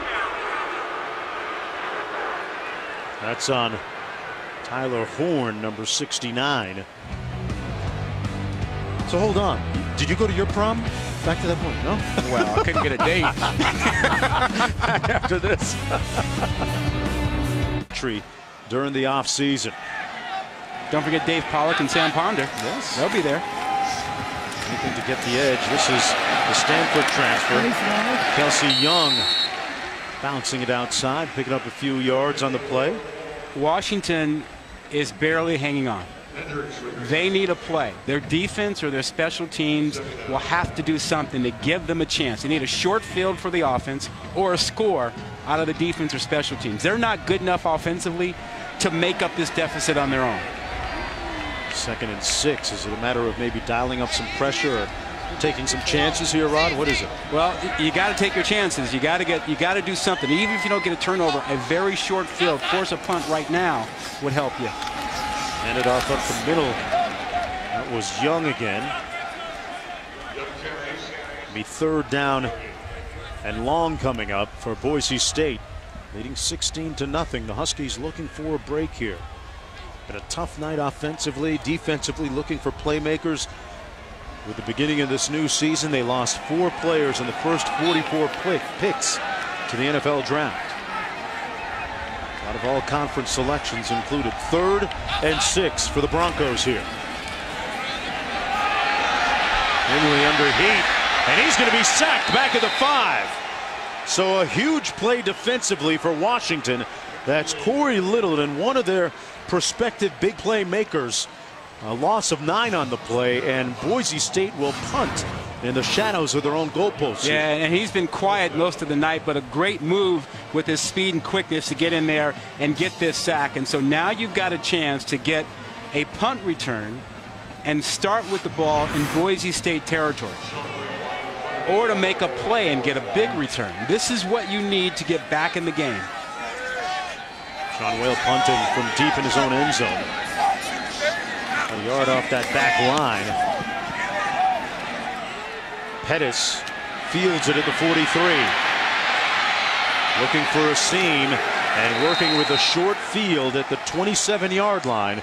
It'll be first down and 10 for the Huskies, and positive prospects after that 38-yard punt and 16-yard return. Yeah, and think about the coaches for a moment here. You know, Chris Peterson, that move from Boise State where he was so successful. A lot of Boise State coaches have left, and they haven't done all that great. They haven't gotten second jobs. So if you think about what this season means for Chris Peterson, you see Dirk Cutter at Arizona State didn't get a second chance. Dan Hawkins at Colorado didn't get a second chance. Chris Peterson 8-6 last year. If they struggle this year, you know, do you start thinking, gee, I never should have left Boise State? Always a difficult proposition. Gaskin in the backfield. Gets the handoff and makes it down to the 26-yard line. Vallejo making the stop on the play. Yeah, Washington under Peterson last year went 8-6, made it to a Cactus Bowl game. And this year, restocking the shelves with a pretty talented recruiting class. Yeah, but for this drive right here, get Mickens involved. Run the fly sweep, run a pick. He's your only playmaker out there. He's got to touch the football. Coleman in the backfield, and the freshman takes off. Slides down about 4 yards or 5 yards short the first down. You talked about Mickens. He's missing the other half of the Legion of Zoom, as the two of them used to call it, talking about John Ross, who was injured several months ago and unable to play. Yeah, 2 down territory. Mickens in the slot. He can run crossing routes. You can pick off someone. Once he gets the ball in his hands, he can make guys miss. On 3rd and 6. They set up the receiver screen, tried to find Mickens, and the pass incomplete, broken up by Mercy Maston. And it's 4th down and 6. Behind the line of scrimmage. Yeah, the official said no pass interference because it was behind the line of scrimmage here. Yeah, they faked the bubble and then ran one inside behind the line of scrimmage, and that nickel back in there. Maston was all over it. No choice but to go for it. You have to. You have to. I mean, I'm not sure they could make a field goal. At this point, you'd be talking about a 40-yarder. There didn't seem like a lot of confidence with that. 3 on the play clock. Never going to get it off. We're going to have to burn a timeout here. Timeout. Washington. Their first charge timeout of the half. This will be a 30-second timeout. A pivotal and a defining moment here for Washington and its true freshman quarterback, Jake Browning. It looks like Chris Peterson might be asking the right play, or do we kick this? If you kick this and just took the 3, at least you'd be on the board, get a little momentum. That big goose egg up there that keeps staring at you, you know. But I just didn't think, from talking to him earlier, that they had a lot of confidence in their ability to make a field goal from this distance. Yeah, Cameron Van Winkle was 20 of 24 last year, had a very good year. And he comes in. Yeah, most of those were inside the 40 for him. The backup quarterback, one of them, Jeff Lindquist, is the holder here. So keep that in mind. From 40 yards out. And finally, he got it. After almost 3 quarters of play, Washington is on the board in 2015. Back with more after this.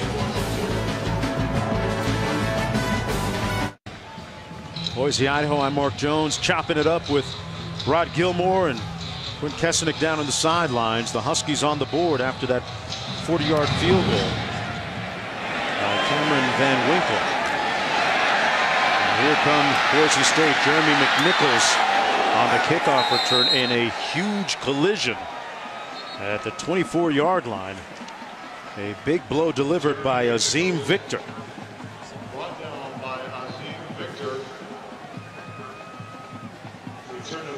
First down and 10 from there for Boise State. The Husky defense had a nice sequence the last time they were on the field. Well, they've done a better job of keeping McNichols in check since that first half when he kind of had their way with them. He looks like he was a little banged up, just gave the thumbs up sign. I'm okay to get back in there. And that continuing one of the points of emphasis this year in college football. There are going to be in some games, depending on the conference, observers up in the press box and in the booths up above looking for players who might be dinged that the coaches might not see. Azim Victor making the stop after the 1-yard gain by Finley. Let's go downstairs to Quint. Mark, the sense I get right now downfield side on the Boise sideline is this offensive line. This is a point in the game where they have to assert themselves and show their dominance. Very experienced coming into tonight, 95 starts. They've been poised and organized, really assignment sound. Marcus Henry took the blame for that last sack, but they have not been as physically imposing in the second half as they were in the first. See if they can reestablish themselves here, Quint. Good point. Well, I think Quint's right, and he's onto something, but the other thing is that we're seeing more run blitzes by the Washington defense. Those linebackers are attacking the line of scrimmage. There's almost no respect for the thought of Boise State throwing the ball down the middle of the field. Chaz Anderson, one of their deep threats. Shane Williams-Rhodes as well, who's had a quiet night by his standards. Spurbeck now splits out to the top of the screen. Finley comes back that way, and it's incomplete. Sets up a 4th down. A little bounce for Washington. A field goal, a 3-and-out. Now they've Washington's defense has been able to keep a pretty good eye on Shane Williams-Rhodes, Boise State's leading receiver last year. Yeah, Sidney Jones did a nice job on that last play. It's another quick 4th down and another punt. Sean Whale, 3rd punt of the night for him.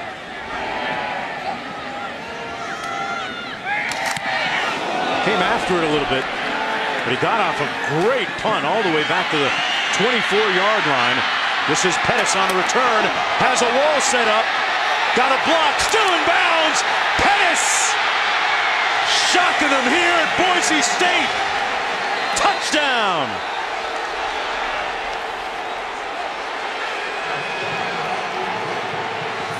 Got a great block from Joe Mathis along the way.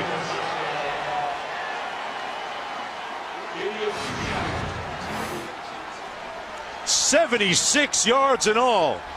And Washington right back in this game. The Huskies came after it and just missed it by that much. And Austin Pettis, he gets the picket fence on what would have been a block. When you go for a block, you should not get the picket fence. That's just hustling back by those guys to really help out. And Pettis showed off some skills there. And he comes from a long line of great athletes in that family. With the extra point to follow. In a quick turn of events and momentum shift, Washington could be down by just 6 points. I called him Austin Pettis because his cousin was at Boise State.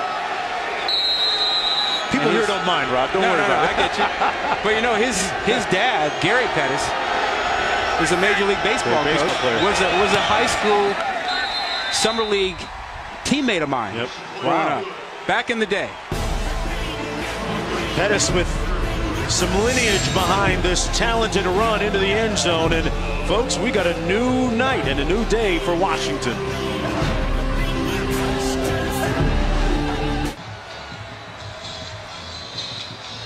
Dante Pettis with an electrifying 76-yard punt return for a touchdown to make it a 16-10 game. Washington silencing the sellout crowd of 38,000 here at Boise State, as they've scored now 10 points in the last 1.5 minutes.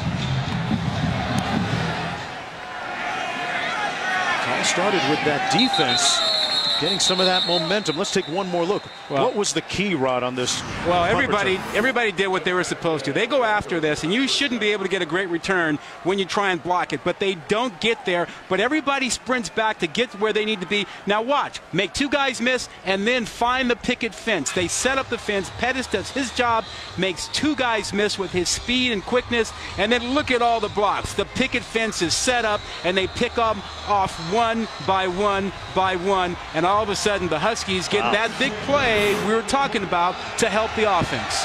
This defense has produced consecutive 3-and-outs.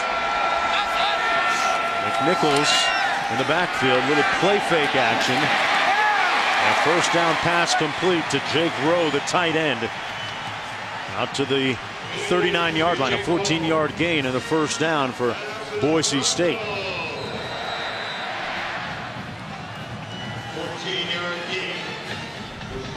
Huskies were hanging around. They were on the verge of being knocked out of this ball game, but they got a field goal, a third down stop, and a big kick 6. Taking a shot, peeling the top off the defense, incomplete.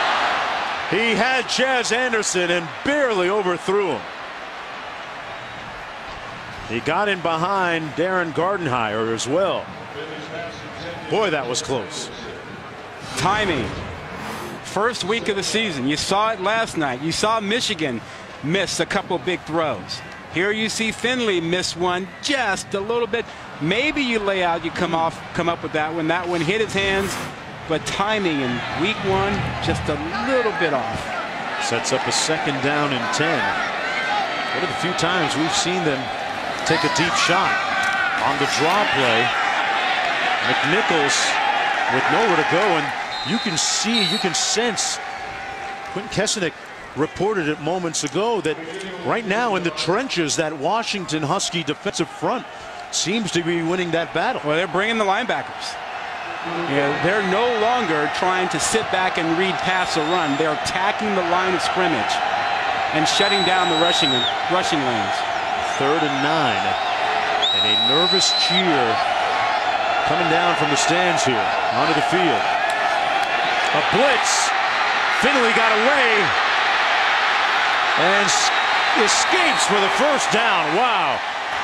The Huskies had him in their grasp and let him slip away for a 15-yard gain. Yeah, they've gotten more aggressive. Pete Kwiatkowski, the D coordinator, brought the blitz, brought 5. They get there, but they miss the tackle. And Finley's feet picks up the first down. Vieira with a missed tackle on the play. First down and 10 now from the 45 with time winding down in the 3rd quarter. There he is again, McNichols on the run, out near another first down. A 10-yard gain by Jeremy McNichols, who's done a great job tonight for the Broncos, moving the chains on the ground and through the air and receiving. That's the end of the 3rd quarter. Pettis with the punt return really turned things around for the Huskies. 4th quarter coming up.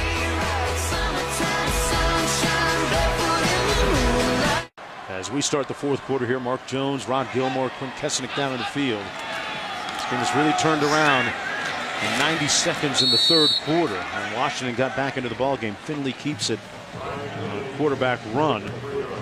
Vea with the stop. They got the short field. They got the field goal. Then they converted on 3rd down. They got a stop. And then they got the punt return. And Finley now coming out of the ball game, and that usually means wildcat. Kelsey Young in the game. They fake the fly sweep. Young keeps it. Oh, he got hit. He put it on the ground, and the Huskies recover the loose ball. Recovered by Joe Mathis. And Washington got the break they were looking for. Have things gone the Huskies' way the last 5 minutes or what? That ball gets poked out. Kelsey Young, the transfer from Stanford, a 5th-year transfer who's graduated, came over had been running well tonight, but that one got punched loose. And Joe Mathis right there, number 5, pouncing on the loose ball.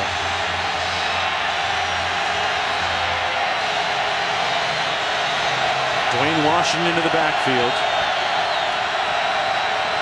Jake Browning, true freshman at quarterback. Little bunch formation. He comes back the other way, though. Pass complete to McClatcher. Jonathan Moxey making the stop on the play. 1-yard gain on the play. Still nothing downfield. Just gonna.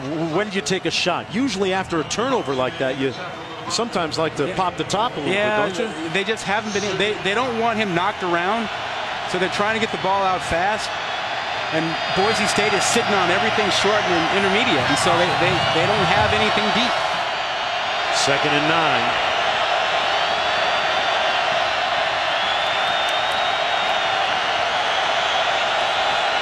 One tight end and one back end. 3 on the play clock. They get it off in time, and Browning fires a little bit high. Incomplete. Intended for Dante Pettis, who had the punt return for the touchdown. Dante Dion defending on the play. So now it's 3rd down and 9. Jadon Mickens' time, what do you think? Well, yeah, but not with the routes they've been using him on. They've only run him on, the shallow cross. But a quiet night for him. Yeah, you got to get him outside. Got to rub somebody off. Give him a chance. He's in the slot to the bottom of your screen. A little blitz coming, but they pick it up, and Browning has all kinds of real estate in front of him and slides in safely for the 1st down at the 44-yard line, a 12-yard gain. And the true freshman showed a little bit of poise under duress. Not considered an athletic quarterback, considered a pocket passer, but you saw right there, he has a sense and feel for the game. He knows when to take a chance and run and pick up a key 1st down. From the 45, 1st and 10. Dwayne Washington in the backfield, 3 receivers in on this formation. It's Washington.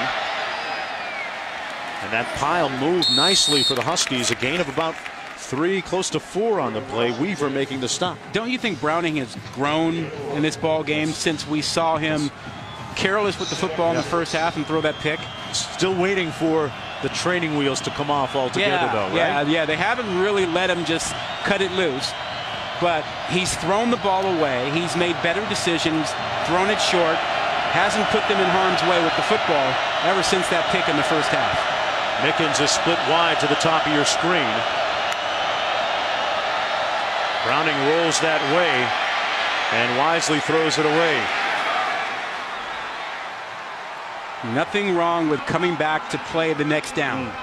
How tough is that to teach a true freshman? If you're the head coach like Peterson or the offensive coordinator. It's tough to teach juniors and seniors. It's tough to teach NFL quarterbacks. Because the nature of that position is, I want to make a play, I can do it. And teaching guys, hey, come back the next play is hard to do. And here it is, he comes back for 3rd down.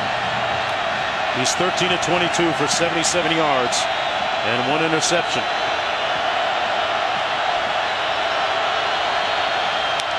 Got to get to the 45 for the 1st down. Browning has an alley, broke a tackle, completes it for the 1st down at the 37-yard line. Dante Pettis right there when they most needed him. There was a missed tackle by Vallejo, but a 15-yard gain and another Husky 1st down.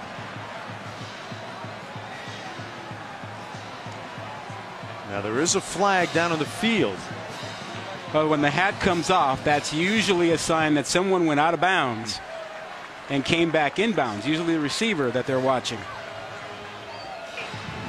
Illegal touching, offense, number 8. Number 8 went out of bounds, came inbounds and caught the pass. This penalty is loss of down at the previous spot, 4th down. And now see, if you go out of bounds on your own voluntarily, you cannot be the first when you come back in to touch it. If you are forced out, you can come back in and touch the ball. Wow, that's a killer for the Huskies. One more look. No one's around him, so he stepped out of bounds on his own voluntarily and then came back in and made the catch, and you cannot do that. That's a good catch by the official over there, because a lot of folks missed that. Yeah. He just lost sense of where he was on the field. Yeah, exactly. So Durkee comes in to punt. He had 19 punts inside the 20-yard line a season ago for the Huskies. This one fielded at the 21 on the run by Dion.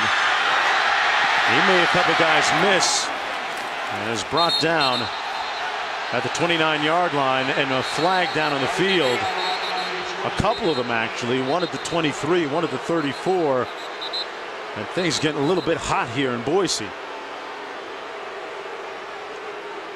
I think the Husky players thought that Dante Dion was still live after the hit, because he did pop right back up and continue to run. We've talked about this before. Sometimes guys get up and they act like they didn't go down or they were on top of someone, and so naturally as a defender you got to go get them. Makes sense. Here's what it looked like. Now if we start treating these things as everyone's dead, no worries, no problem. But you can't tell. When that guy pops up like that, you don't know if he's actually down. We saw that in a championship game where Michael Dwyer, people thought he was down, they stopped playing. Illegal block in the back. Return team, number 20. This penalty is 10 yards, first down. And good job by this crew of separating folks along the sideline and not giving us the ubiquitous multi-personal fouls on each team. Well, things got a little heated there on the sidelines, and you know, the last time they played a Pac-12 team, Oregon, here in 2009, it ended ignominiously. Welcome back, everyone. 16-10 ball game, 11:52 to go, and let's take a look at tonight's home field advantage, brought to you by Quicken Loans. Arizona State taking on Texas A&M, and A&M the home team, so to speak, in this. It's 95 miles away. At last. Yeah. At last. Pac-12 SEC playing. Love it. See if this Husky defense can come up with another big play. First down is huge. They need a no gain or a tackle for a loss. This is McNichols. Nowhere to go. Going to be a loss, actually. Well, he got back to the line of scrimmage. Travis Feeney starting to assert himself a little bit more here as the night has gone on. McNichols approaching the 100-yard mark. Yeah, most of that in the first half. And in the second half, Feeney and Littleton, the outside linebackers, have been much more active, and they've created. Well, they're one first down, as you pointed out there, Rod.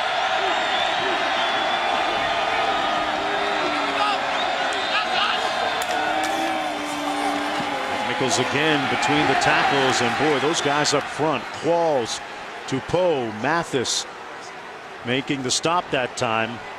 A 1-yard gain, 3rd and long. Partner, if you're Harsin, what do you think? I mean, you've got an inexperienced quarterback. He's played pretty well tonight, but do you trust him enough down here to take a chance, or do you trust your defense more? I'd be conservative and trust my defense a little bit more right now. They've taken one deep shot all game.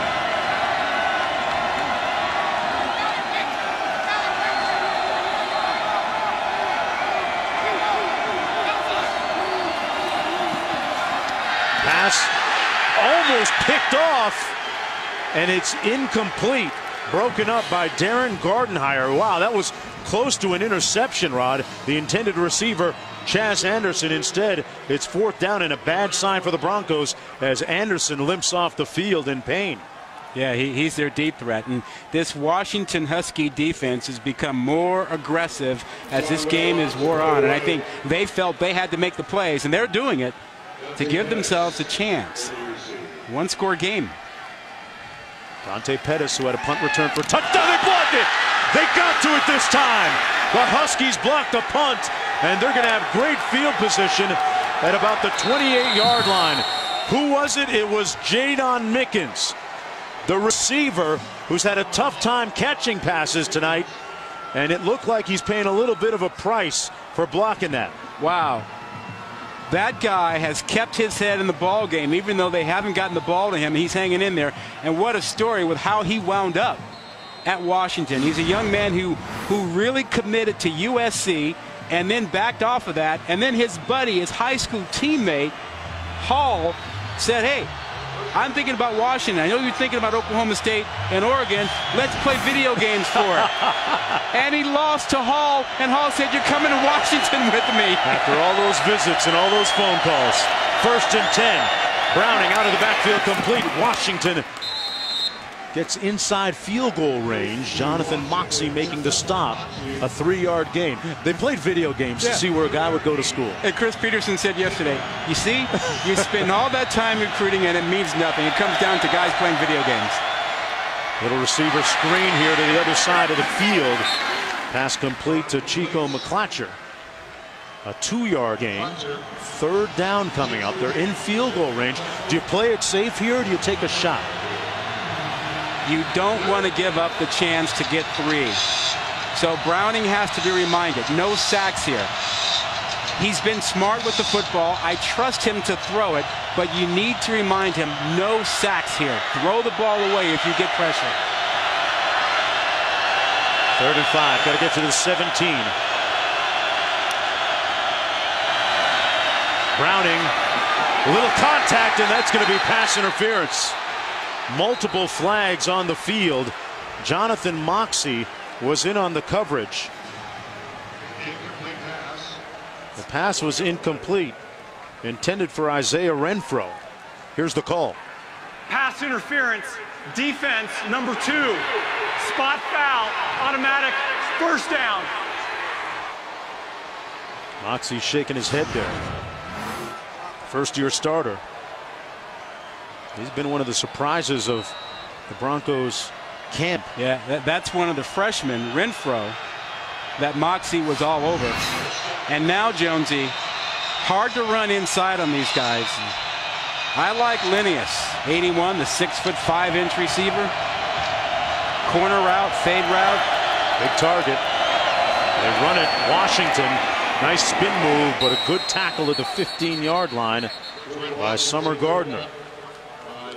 Summer Gardner limits the gain to 1. Yeah, it's going to be hard to run the football in here. I think you have 2 guys who can make plays for you in the red zone. Linnaeus, 81, and also Perkins, 82. Now they're 6'4", 6'5", athletic. They can get up and make plays. And they're hiding somebody back there. They get up to the line quick. A little trickery there. And the run by the Huskies to Jadon Mickens leaves them with a 3rd down at about 5.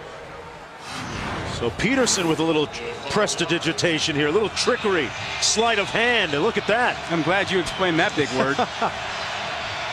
Boy, you're going to see a little bit of everything with Harsin and Peterson on opposing sidelines. 3rd and 4.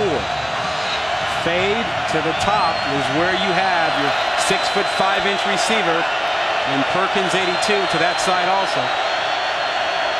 Perkins motions into the boundary. Come back the other way. Browning with all day to survey and throws it away. Smart. 4th down. And you're looking at a field goal situation here. Braden Linnaeus, the closest receiver, but boy, the true freshman probably made the right play there, Ron. Yeah, I mentioned he's been working with Troy Taylor since he was 10 years old. Troy Taylor played quarterback at California in the late 80s. And is an excellent quarterback coach, excellent high school football coach, and he has taught him well how to play the position and be smart. And he's thrown that football away. Van Winkle made one earlier, makes this one from 28 yards out. And if you're a Boise State Bronco fan, you're wondering, why haven't we put these guys away yet? Lots to go when we come back. Quarterback. Yeah, who's going to be number 1? They may play 2 or 3 of them tomorrow night. Boy, and what a switch in momentum here in Boise, Idaho at Albertson Stadium. It's been all about special teams and defense for Washington in the 2nd half.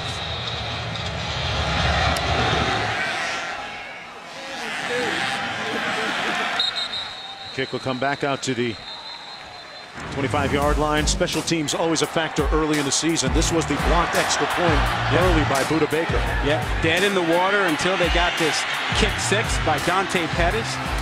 76-yard punt return, only touchdown. And then how about blocking a punt, setting them up for a field goal? So 10 points created by the special teams and one PAT knocked out of the sky. 7:29 to go, and if you're the Husky defense, you're feeling pretty good about yourselves right now, and see all the smiles and levity on the sidelines for Washington, who have come back from a big deficit here. Make it a ball game, and a sack back at the 21-yard line. Joe Mathis once again. He was the one that got that fumble, and nobody was open. And Finley early on had time, looked down the field. You'll see he's looking to his right, nothing there, nothing in the middle, and too late then. Good pressure off of Finley's right side. And the Huskies defense wins first down. You know, winning first down has become so huge in today's game. 2nd and 15. McNichols hit almost immediately, brought down at the 20-yard line. Corey Littleton, another one of those potential playmakers for the Huskies defensively, setting up a 3rd and long. Okay, Brian Harsin, what are you dialing up? Well, I think after what we saw, that other ball was almost picked. You're conservative here. I think it's a screen, it's a draw. I don't think he's going to take the chance of dropping back and trying to throw one down the field. Quarterback hasn't been protected lately. William Rhodes motioning out to the top of blitz, and he got rid of it. Jonesy, I'm telling you, this whole second half. Wow. Washington has brought the pressure. Even on first down, they've brought the run blitzes to stop the rushing attack that killed them in the first half. There was a receiver in the area. 4th down. Being more aggressive for this young defense has really worked for them. I'll tell you what, Feeney Rod is saying, we respect those guys that were drafted by the NFL last year, but this is a new day for this Husky defense, and Feeney, as well as Mathis and Littleton, making names for themselves. 65 yards in the second half for the Boise State offense. See if they can get another big punt return. Dante Pettis ran one back for a touchdown earlier in the 3rd quarter. This one is going to be downed at about the 29-yard line. So the true freshman, Jake Browning, making his first collegiate start, with a few minutes to make some memories when we come back.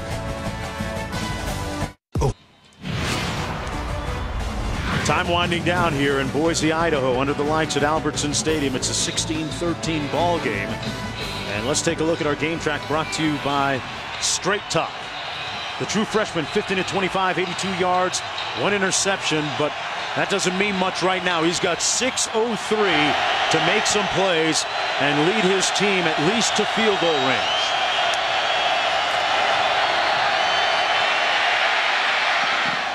And once again, wisely, throwing it away. Well, his chance to follow in the footsteps of some pretty good Washington quarterbacks.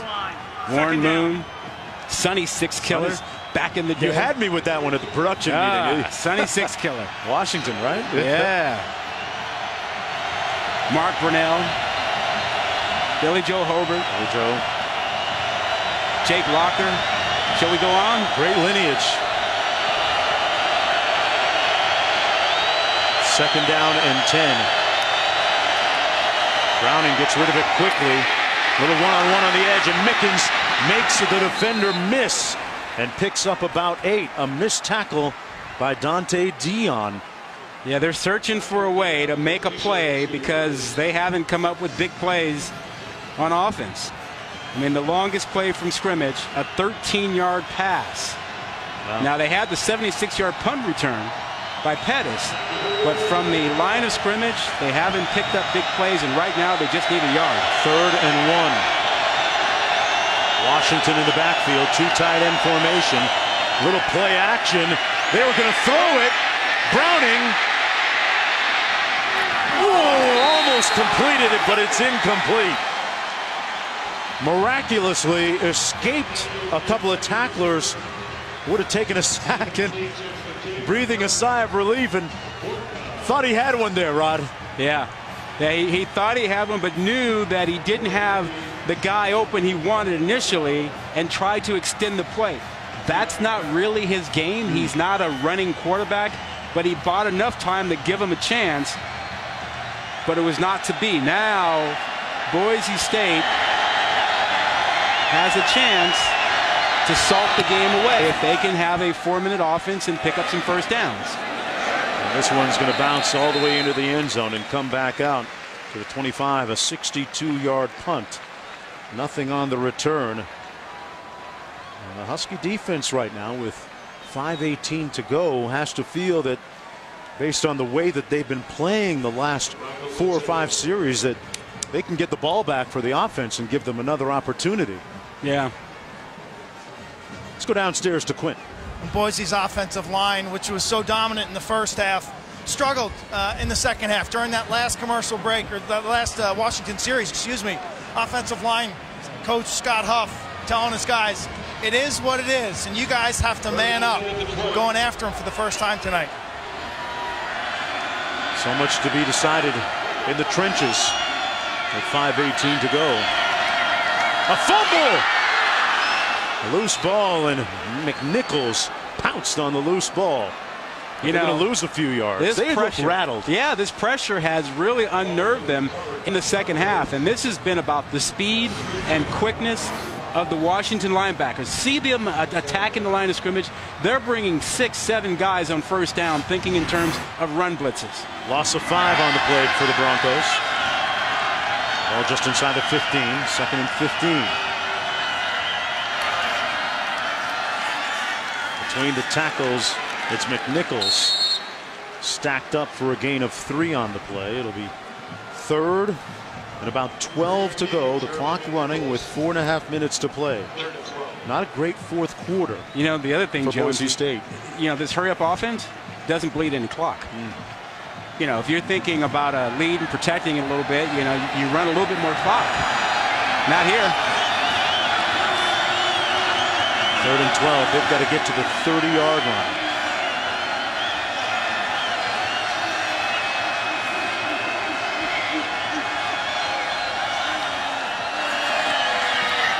Got rid of it quickly, and a first down, but there's a flag down in the backfield at the 14-yard line. Williams Rhodes made the catch and run for the first down, but let's see what this flag is about.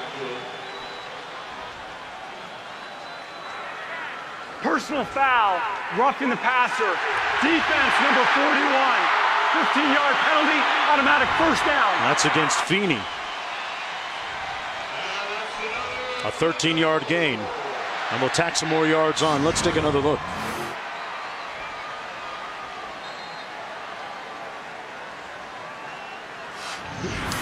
I don't know. He was pretty close there. He didn't take a full second step.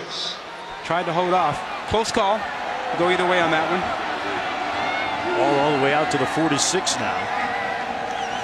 McNichols sets in the backfield and takes the handoff. He has been the safe guy tonight. He has been the security blanket for quarterback Ryan Finley. Tupou makes the stop for the Huskies on the gain of 4. Struggle with the football there, too. Yeah. That one bobbled, and that's the second time he's bobbled the football on this drive. And again, 3:20 to go in this ball game. If you start to slow the clock down instead of the hurry-up offense, you put more pressure on Washington. Is that their nature, though? Well, whether it's your nature or not, it's smart football, you know. And why give them a whole lot of time if you don't pick up a first down? 2nd down and 6. Spirited running that time by McNichols. Picks up 3 yards, under 3 minutes to go. 3rd down coming up now. And they're looking at about 3 to go here.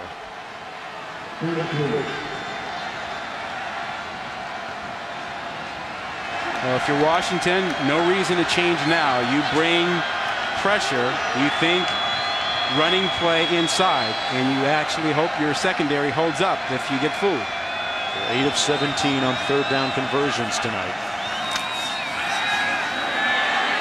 Finley passes it, but a great open field tackle after the catch immediately by Sidney Jones. He brings down the tight end row, and the Huskies are going to get a chance here, perhaps, timeout, Washington. to get the ball back. Immediate timeout. As we look at a fourth down and into the eyes of the precocious true freshman.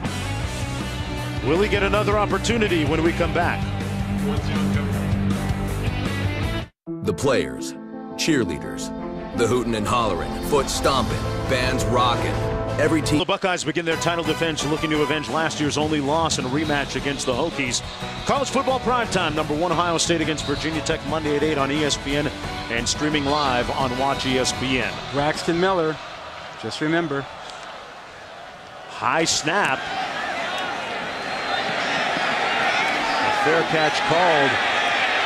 There's a flag thrown. It looked like the punt returner, Dante Pettis, had his progress impeded as he tried to make his way to the ball by Cameron Miles, a 39-yard punt. Impeded it, and he got in the way, too. That, too, yeah. He stopped him up, man. I mean, saw the flag come from the back judge.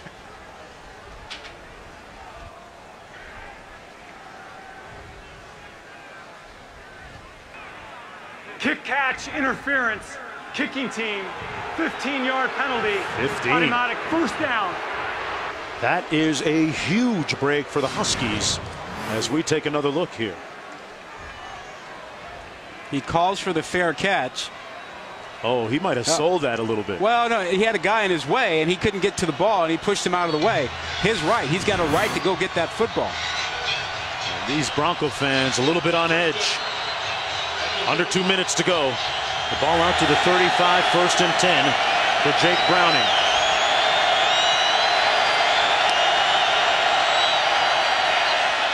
Finds his receiver, Washington, out of the backfield. Broke a couple of tackles into Bronco territory at the 45-yard line. They've got one timeout remaining. It's 1st down and 10, a 19-yard gain for Dwayne Washington. That's their longest play from scrimmage tonight. On the 46. Browning a little bit high, incomplete. Dylan Summer Gardner there for coverage. They need to settle down, relax. The Huskies have plenty of time. $1:42. They've got a timeout. No reason to feel like they need to rush and get it all in one play. Cameron Van Winkle is the place kicker. Will he get an opportunity, or will they take it into the end zone? Browning overshoots his receiver and behind Joshua Perkins, incomplete. And now looking at a 3rd down and 10.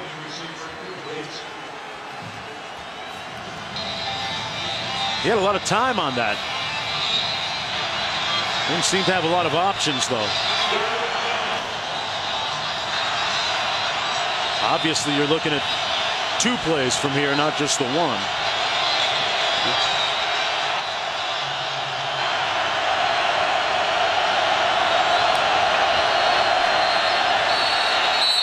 And they're going to blow the whistle dead before the play.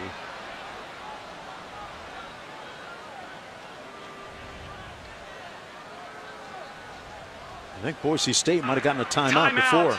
Boise State. That's their first charge timeout of the half.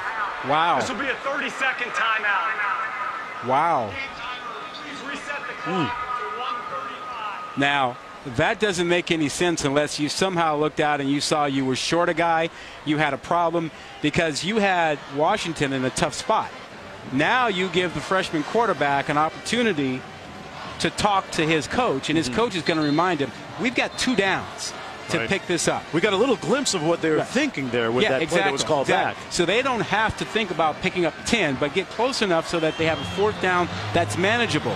So that timeout helps Washington more than it helped Boise State, unless they looked out there and they were short a guy or something. Wow.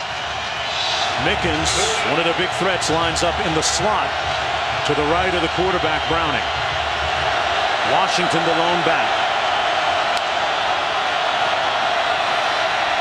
Browning surveys, fires a strike down to the 32-yard line. That's enough for the first down to Lenius. Well, Mickens has been running that inside route and drawing defenders away, so they brought Lenius in behind him to pick up the first down. Nice play. 1:21 to go. Browning takes a sack back at the 36. Can't do it. That hurts. Correa got there first. You have to be aware of where the field goal is, where you are in relationship to that. And they need to be at least inside the 30. That's the first Broncos sack of the game. Fires complete, wide open. Pettis all the way down to the 19-yard line. They're in field goal range. They've got a first down, 1 timeout remaining, and 53 ticks on the clock.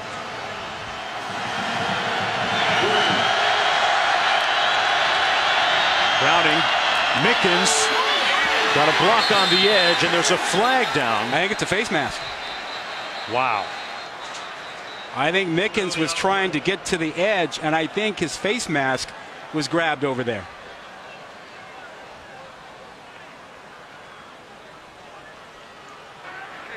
Holding. Offense. I know. Number 81. Wow. The other way. 10-yard penalty. Replay. First down. With 41 seconds to go, Lenius, the perpetrator. Okay, right so there. Lenius is blocking. He gets the face mask there. Wow. Yeah, that's going to push them back. Still well within the field goal range of Cameron Van Winkle. Right now you're looking at about a 46-yarder. That might be stretching him. Yeah. His career long is 51.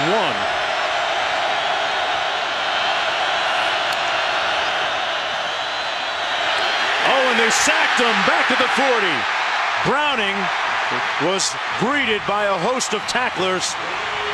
Taimatutia was one of the guys to arrive there quickly. Breakdown up front, but that's on the quarterback again. That's just you. Wow. You cannot take a sack here. Ball's got to come out. You see the head drop. You see him look down at the rush. All the way back at the 37-yard line. Justin Taimatuia. A big sack for Boise State. It's at 2nd and 28. 36 seconds to go. And Marcel Yates, defensive coordinator with Boise State, dialing up a little bit more pressure on this series, recognizing that the field goal is critical, pushing the youngster back out of field goal range. Well, Cameron Van Winkle was very accurate last year. Only missed 4 field goal attempts. Was 20 of 24. Was honorable mention all Pac-12. See that green line? Yeah. That's where they would like to be. That's their comfort zone.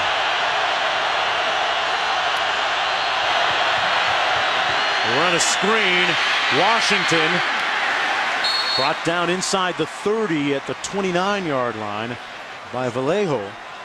25 seconds to go. Washington out of timeouts. Close to the green line. They spike it. They are close to that field goal range green line we have marked there. Yeah, they're just a couple of yards away from it. So you're looking at about a 45, 46 yarder.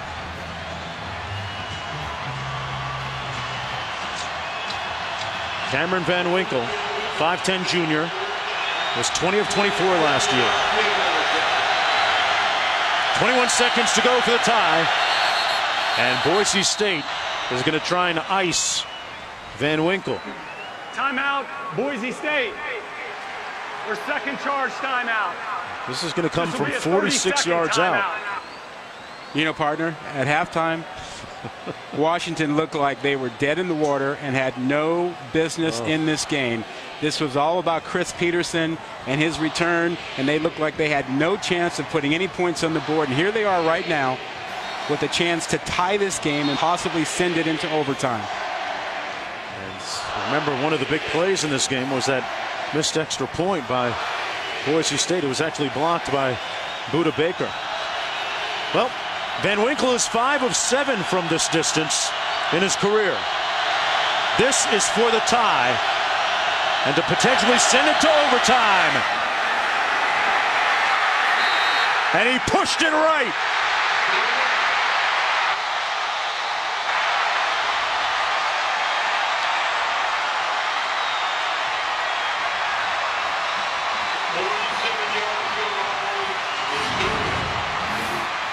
He had enough leg,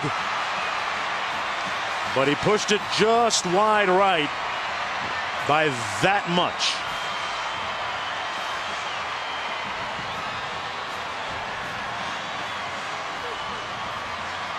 And a disappointed head coach, Chris Peterson, who is used to being on the other end of things like that, especially here when he was the head coach for 8 years at Boise State.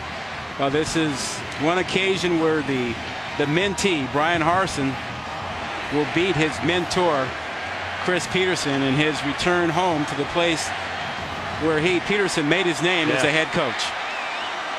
Boise State on the verge of their 15th consecutive home win, which is the third longest streak in the nation. They're 56-2 at home here, dating back to 2006. These two men did not meet at midfield before the game. They're good friends.